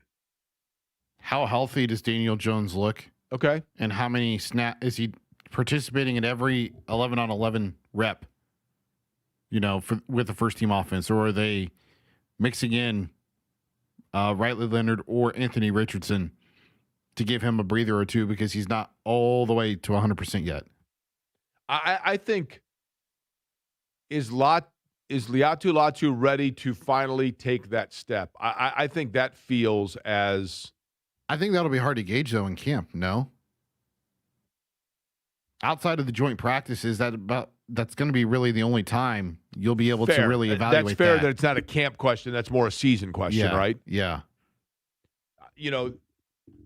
Jones's health, sure, that's a question mark. But assuming that he is where we think he is supposed to be, his job is not, if anything, it's who's going to back him up if he's not available. There's your big question, I guess, right? Is it, in fact, is it definitely going to be, Anthony Richardson that's the backup, or is Riley Leonard that guy? Sure, that's a question, I guess, right? Jake, I think the only way that we can, if we're talking about the backup quarterback spot, and come week one, and on the depth chart, it's Daniel Jones, and then Anthony Richardson is the second quarterback. Like, he would have to have an unbelievable camp and preseason in order for that to happen, in my estimation. With the way everything has played out over the course of his career so far, and the trade request, the benching, and the whole eye situation, he would have to go out there and play unbelievable football, in my opinion, just to top Riley Leonard. If they play similar, then I think Shane Steichen would give the upper hand to Riley Leonard, because if you just listen to Shane talk, he talks like Riley Leonard is his firstborn. The dude just gushes about him any moment and chance he gets. It's always about, he's always in here. He's working with Daniel. He's studying film. He's doing this. He's diving into the playbook, this, that, and the other, and talks about how hard he's working. But it's always, yep, he's here. He's doing his job when he's being a pro. That's all it is when it comes to Anthony. There's not a lot of added context around it, and the voice and the tempo in which he talks isn't the same. Jonathan Taylor is one that's curious about all of that, Eddie. Because if you look at Jonathan Taylor's season last year, let me read you some numbers, okay? 3.9, 6.6, 6.0, 4.5, 3.9, 5.9, 5.9, 12.8, 3.2, 7.6. Okay? Okay. Is that the reverse order of Jonathan Taylor's yards per carry per game? That's in order. Then they played in Berlin. He had the big game, obviously, against the Falcons. Oh, yeah. But then is when you started to notice the regression in health of Daniel Jones. Okay?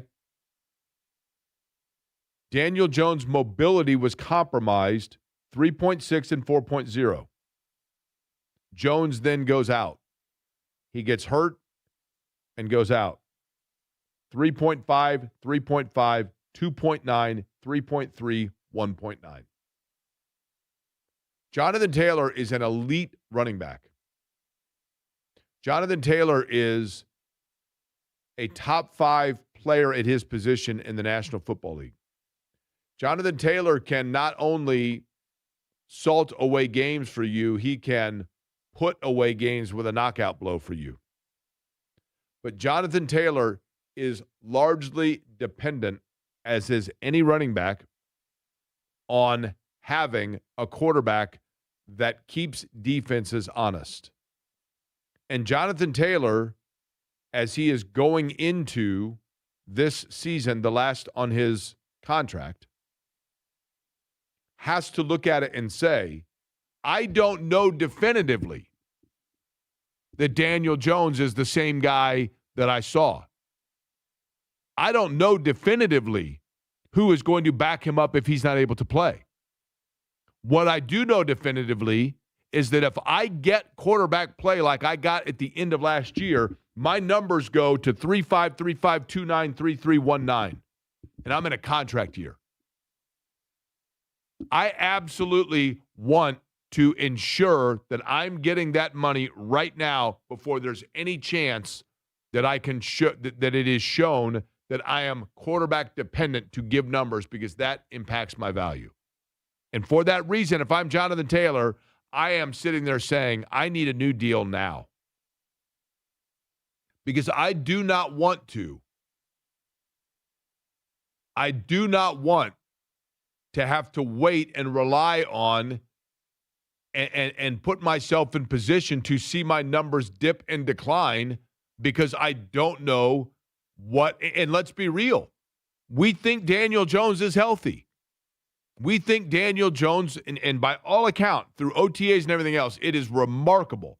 And kudos and credit to Daniel Jones or the staff or the football gods, whatever it may be, for getting him to the point here, coming off of that injury. And that injury that took place, as I'm looking at it right here, on December 7th? I mean, 7 months ago? Mm-hmm. 7.5 months ago, and he's already back.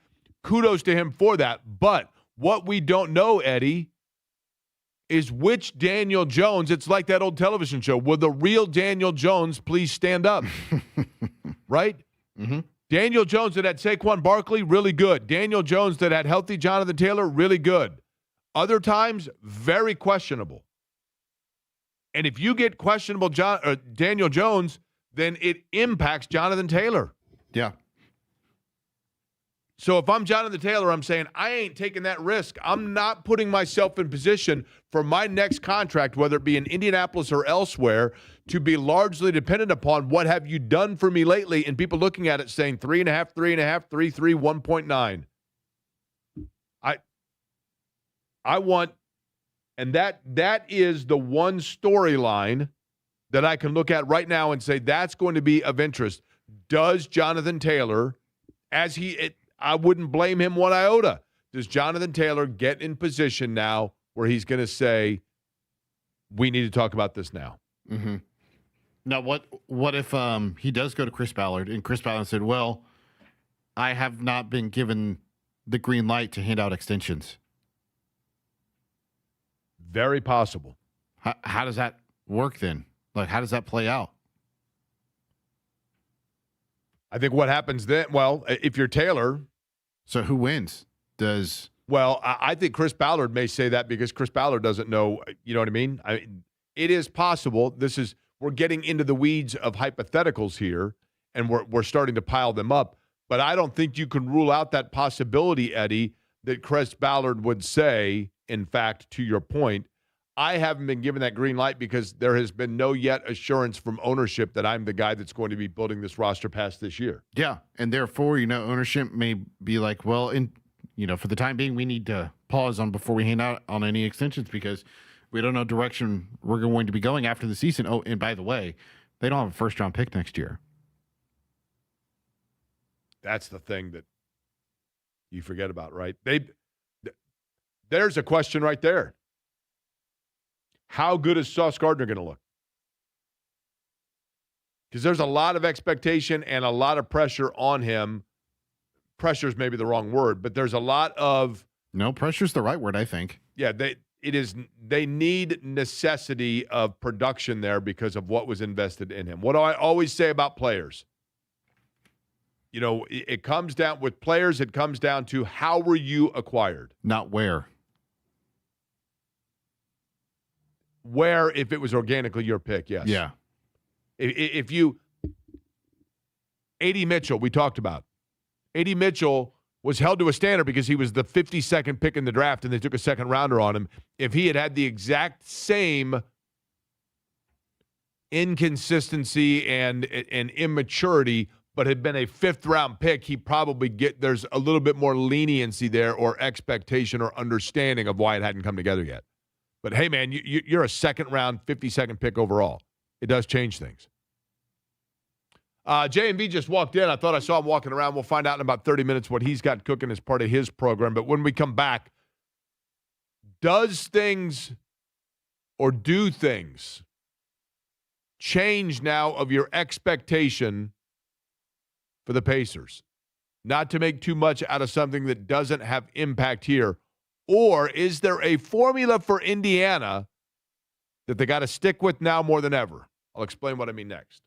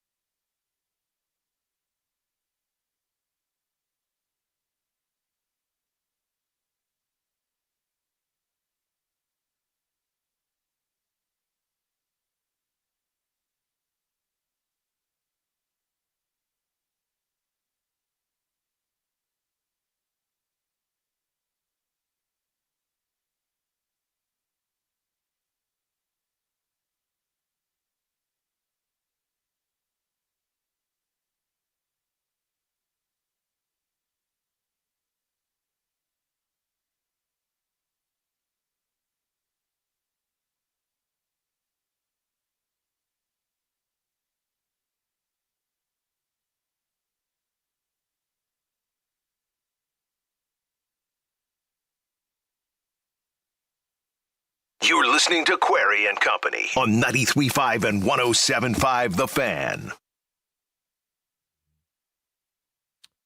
A couple of years ago, technically speaking, as the calendar operates, it was like a year and a half ago. A couple of seasons ago. The beauty for the Pacers run and the reason why so badly I want the Pacers to make that run again is because I had promised myself this wouldn't happen, but it did. And to tie it into a different sports event in this town, when Alexander Rossi won the 100th Indy 500,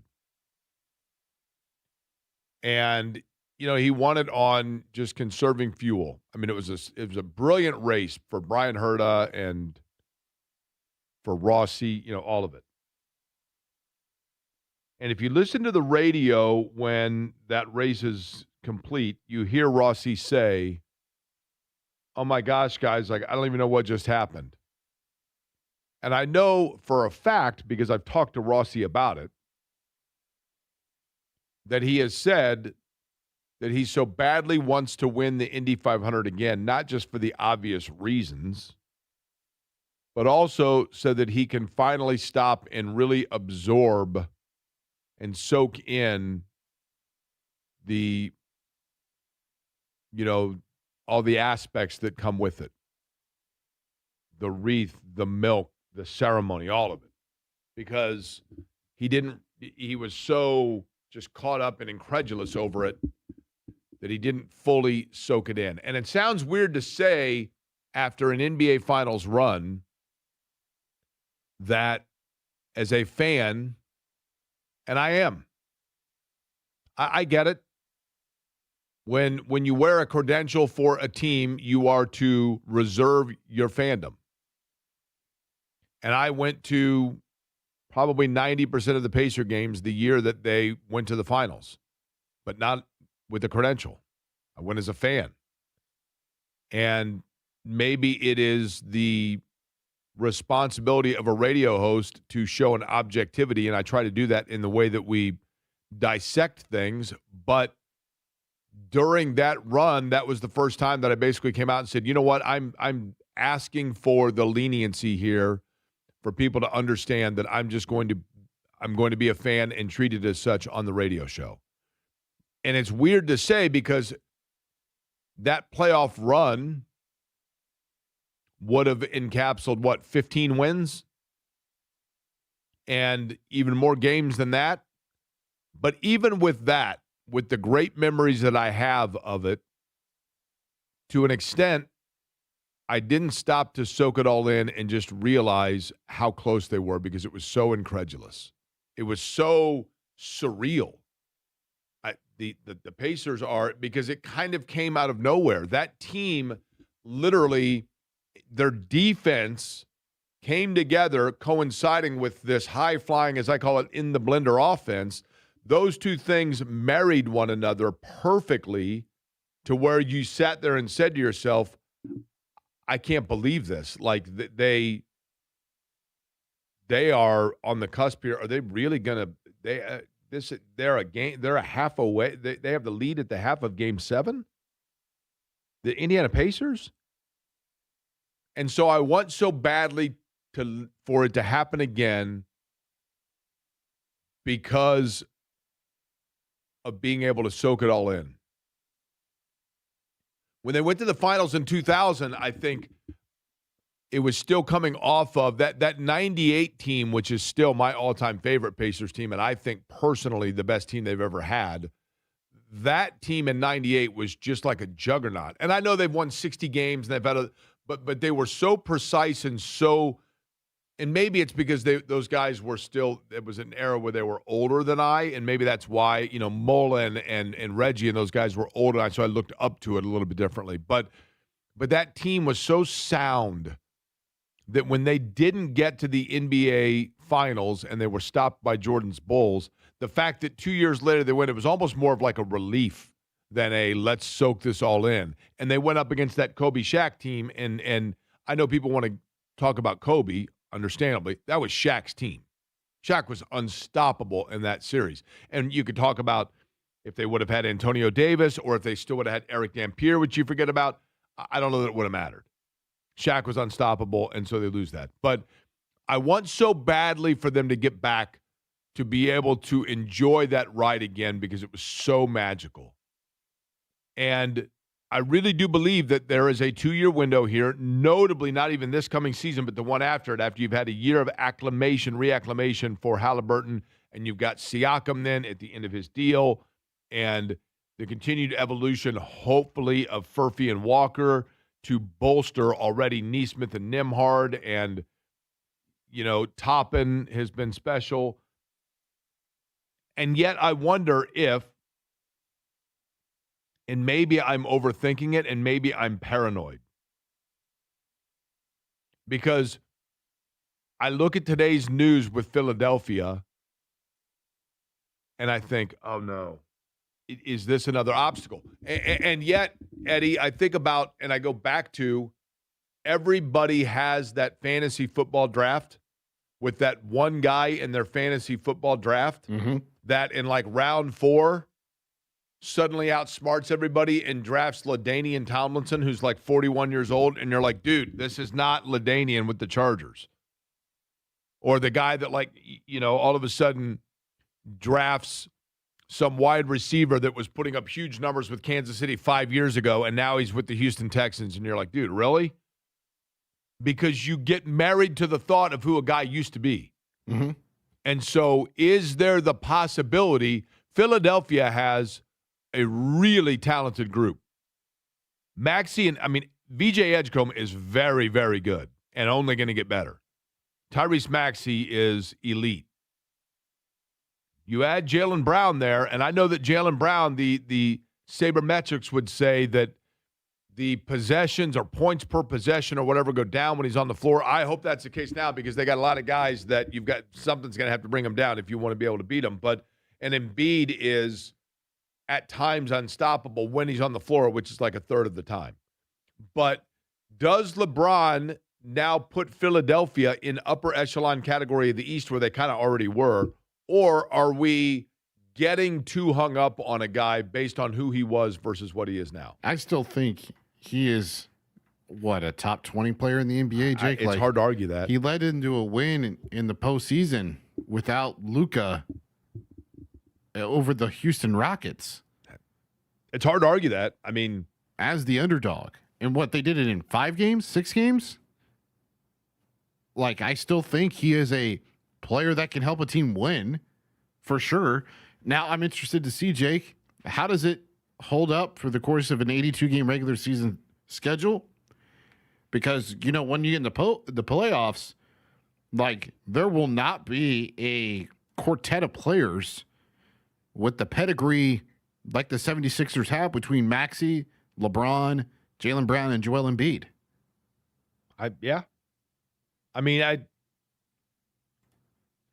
They seemingly have all bases covered now. It's just a matter of look at Indiana. What made the Pacers so good in that run? Sure, Halliburton, Nembhard, but it was also Toppin, and it was McConnell, and it was Shepherd, and it was all the bench play. It was the depth, right? Yes. It was the depth that won them games. And Philly does not have that. But the one thing to me with LeBron in this deal, the 2-year, $8 million deal, I'll give him credit.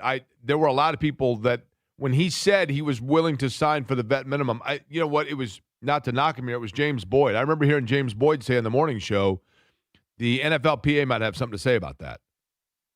There's no way he can play for the vet minimum because here he had 2-year, $8 million, right? Wonder if they'll investigate it like they're investigating Gary Trent Jr.'s 4 for 64. Now, is it safe to say, let me ask you this, how many guys, if LeBron is on the vet minimum, how many guys do you think are getting the most they can get out of the how many do they have? Embiid, would he be one? What do you mean? A max deal, super max, that kind of thing. Embiid's on a max, Maxi's on a max, and so is Jaylen Brown. Because that's what I was going to say is regardless of what he's getting paid, Tyrese is a maxi deal, right? Okay. Okay. I'm just All saying. right. JMB's here. I see him walking right now. He's got a cup of coffee, and we'll find out what he's got warming up, aside from his coffee itself, for his program today at 3 o'clock. A reminder, by the way, later today, I would love to see all of you, as I'm going to be out at Shuey's Appliance, 96th Street, right next to Arnie's from 4 until 6. Brickyard tickets to give away. Would love to see everybody to come by sometime between 4 and 6 o'clock today, and we'll be listening to JMB while we're out there, and we'll find out what he's discussing. We'll do it next. Brought to you by Love Heating and Air, love-hvac.com.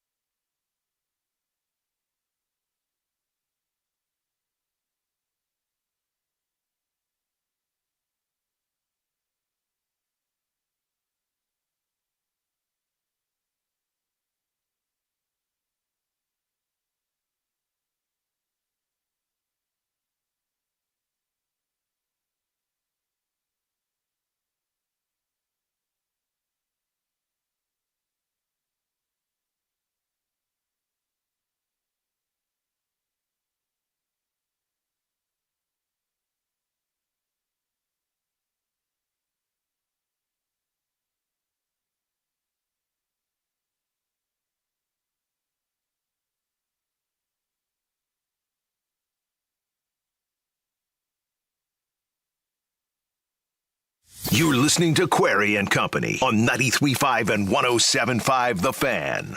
Adam Vinatieri, by the way, will have Carly Ursay Gordon present him into the Football Hall of Fame in Canton. That announcement yesterday. Eddie, if you were going to go into a Hall of Fame, who would you have present you? Oh, that's an excellent question. I've never given it any consideration or thought. So I don't know who I would want to present me. Fair enough. Would you have Derek present you? No. Mike Byron? But No. wait, you'd have to worry about him forgetting his keys Yeah, and not Byron being able would to get forget there. the script. He would. I don't know if Byron would even know, right? Mottman? Hotman's good. I mean, he's the reason I'm alive. Dr. right? White? Probably Dr. White. Yeah, I would say Dr. White is the safe call there. J&V's walking around somewhere. We'll find out what he's got going on. Eddie, your weekend is involving what? I still don't know. Like 2.5 hours ago when you asked me, I still don't know what the weekend is consisting of. Yeah. Okay. Brickyard Weekend, by the way, the O'Reilly Auto Parts Series, formerly the Xfinity Series, that race is tomorrow. There will be plenty of coverage right here on this radio station. As a matter of fact, that race you can hear right here at 3:30. Then there will be qualifying coverage as well. Rakestraw and J&V will be out there tomorrow for the Speedway. Then on Sunday, the pre-race, Kurt Darling and Greg Rakestraw from 11 until 1. Then the Brickyard 400 gets underway. Green flag at 2 o'clock.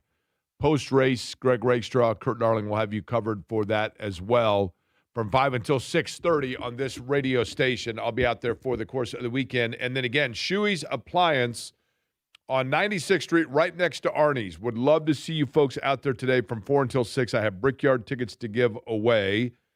So we will get everybody registered for that. But also just an awesome new showroom. They've been around for over 50 years, his Shuey's, in business here in central Indiana, but now up on 96th Street next to Arnie's.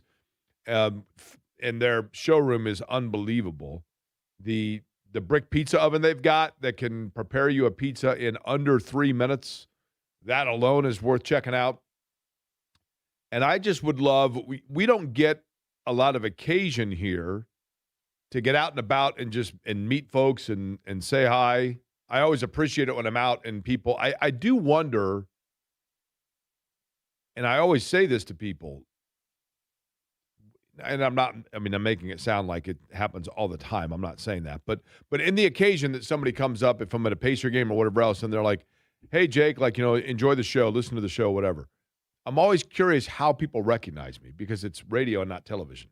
I've never really known Social media, Jake. We are on YouTube every single day. Okay. There is a presence on the Query_Company Twitter page with videos from shows of clips and stuff. How's the 1075 The Fan YouTube channel. How's my Peyton Manning forehead looking, by the way? Oh, let's see. I tried to balance Facebook, out. Twitter. Yesterday, you mentioned that I had splotchy sunburns from my weekend in Nashville, so I've had a week to balance that out. Well, you How's just it had look? like the pink strip right above the eyebrows that looked like the Manning forehead whenever you would take the helmet off. How is it now? Fine. Look okay? Fine, yeah. I tried to balance yesterday in terms of my sun absorption, which was absolutely fantastic. Do I need to go out in the hall and track down JMV and tell him, like, hey, we got 2 minutes. You better hurry up. Oh, he's probably Hammer and Nigel probably corralled him into something out there. You never know the hijinks that go on within this building. You know what I mean? That's true.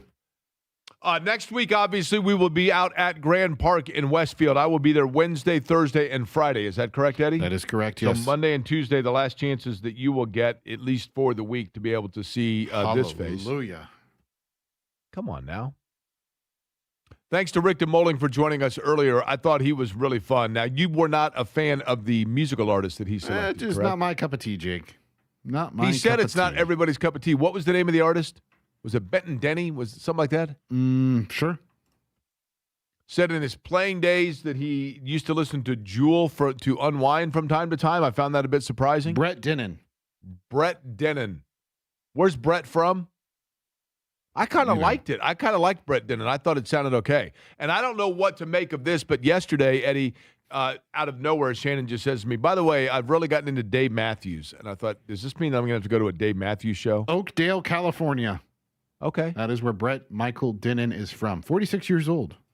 Brett Michael Yeah. Denon. Yeah. And I would have no problem going to a Dave Matthews show. I understand why people like the music. I think a lot of it sounds the same, but it is pretty chill. It's pretty cool. It's just, man, those concerts, you can't just like, hey, let's just the two of us go see Dave Matthews, right? Because, I mean, literally a Dave Matthews show, there's 40,000 people there in a 30,000 person venue, and then their bus is dropping poo on people, right? What? Yeah, didn't that happen? I think it was their bus, was it not? The Dave Matthews Band? I'm going to see a concert next week for a Pink Floyd tribute band at Everwise, and I'm looking forward to that, but I have not been able to take in a lot of concerts this year, so we'll see exactly what happens with that. Curious to see what happens with the Brickyard. We'll be talking about that coming up on Monday. What else do we have lined up on Monday? That'll be the last day before Colts report for Cam Jakes, and maybe one final power rankings. Oh, all right. Fair enough. And we'll just do a footloose and fancy free, like all-encompassing. I do kind of feel like it's the last day of school, right? Like the last day of school, although it's the opposite of that. It's like the last day of the summer break before we really get into the Colts nuances and the meat and potatoes. So we will do that, and we will do it beginning on Monday and then Wednesday out at Colts camp. Again, 4 to 6, Shoey's 96th Street. Hope to see you there. Thank you for listening to Query and Company.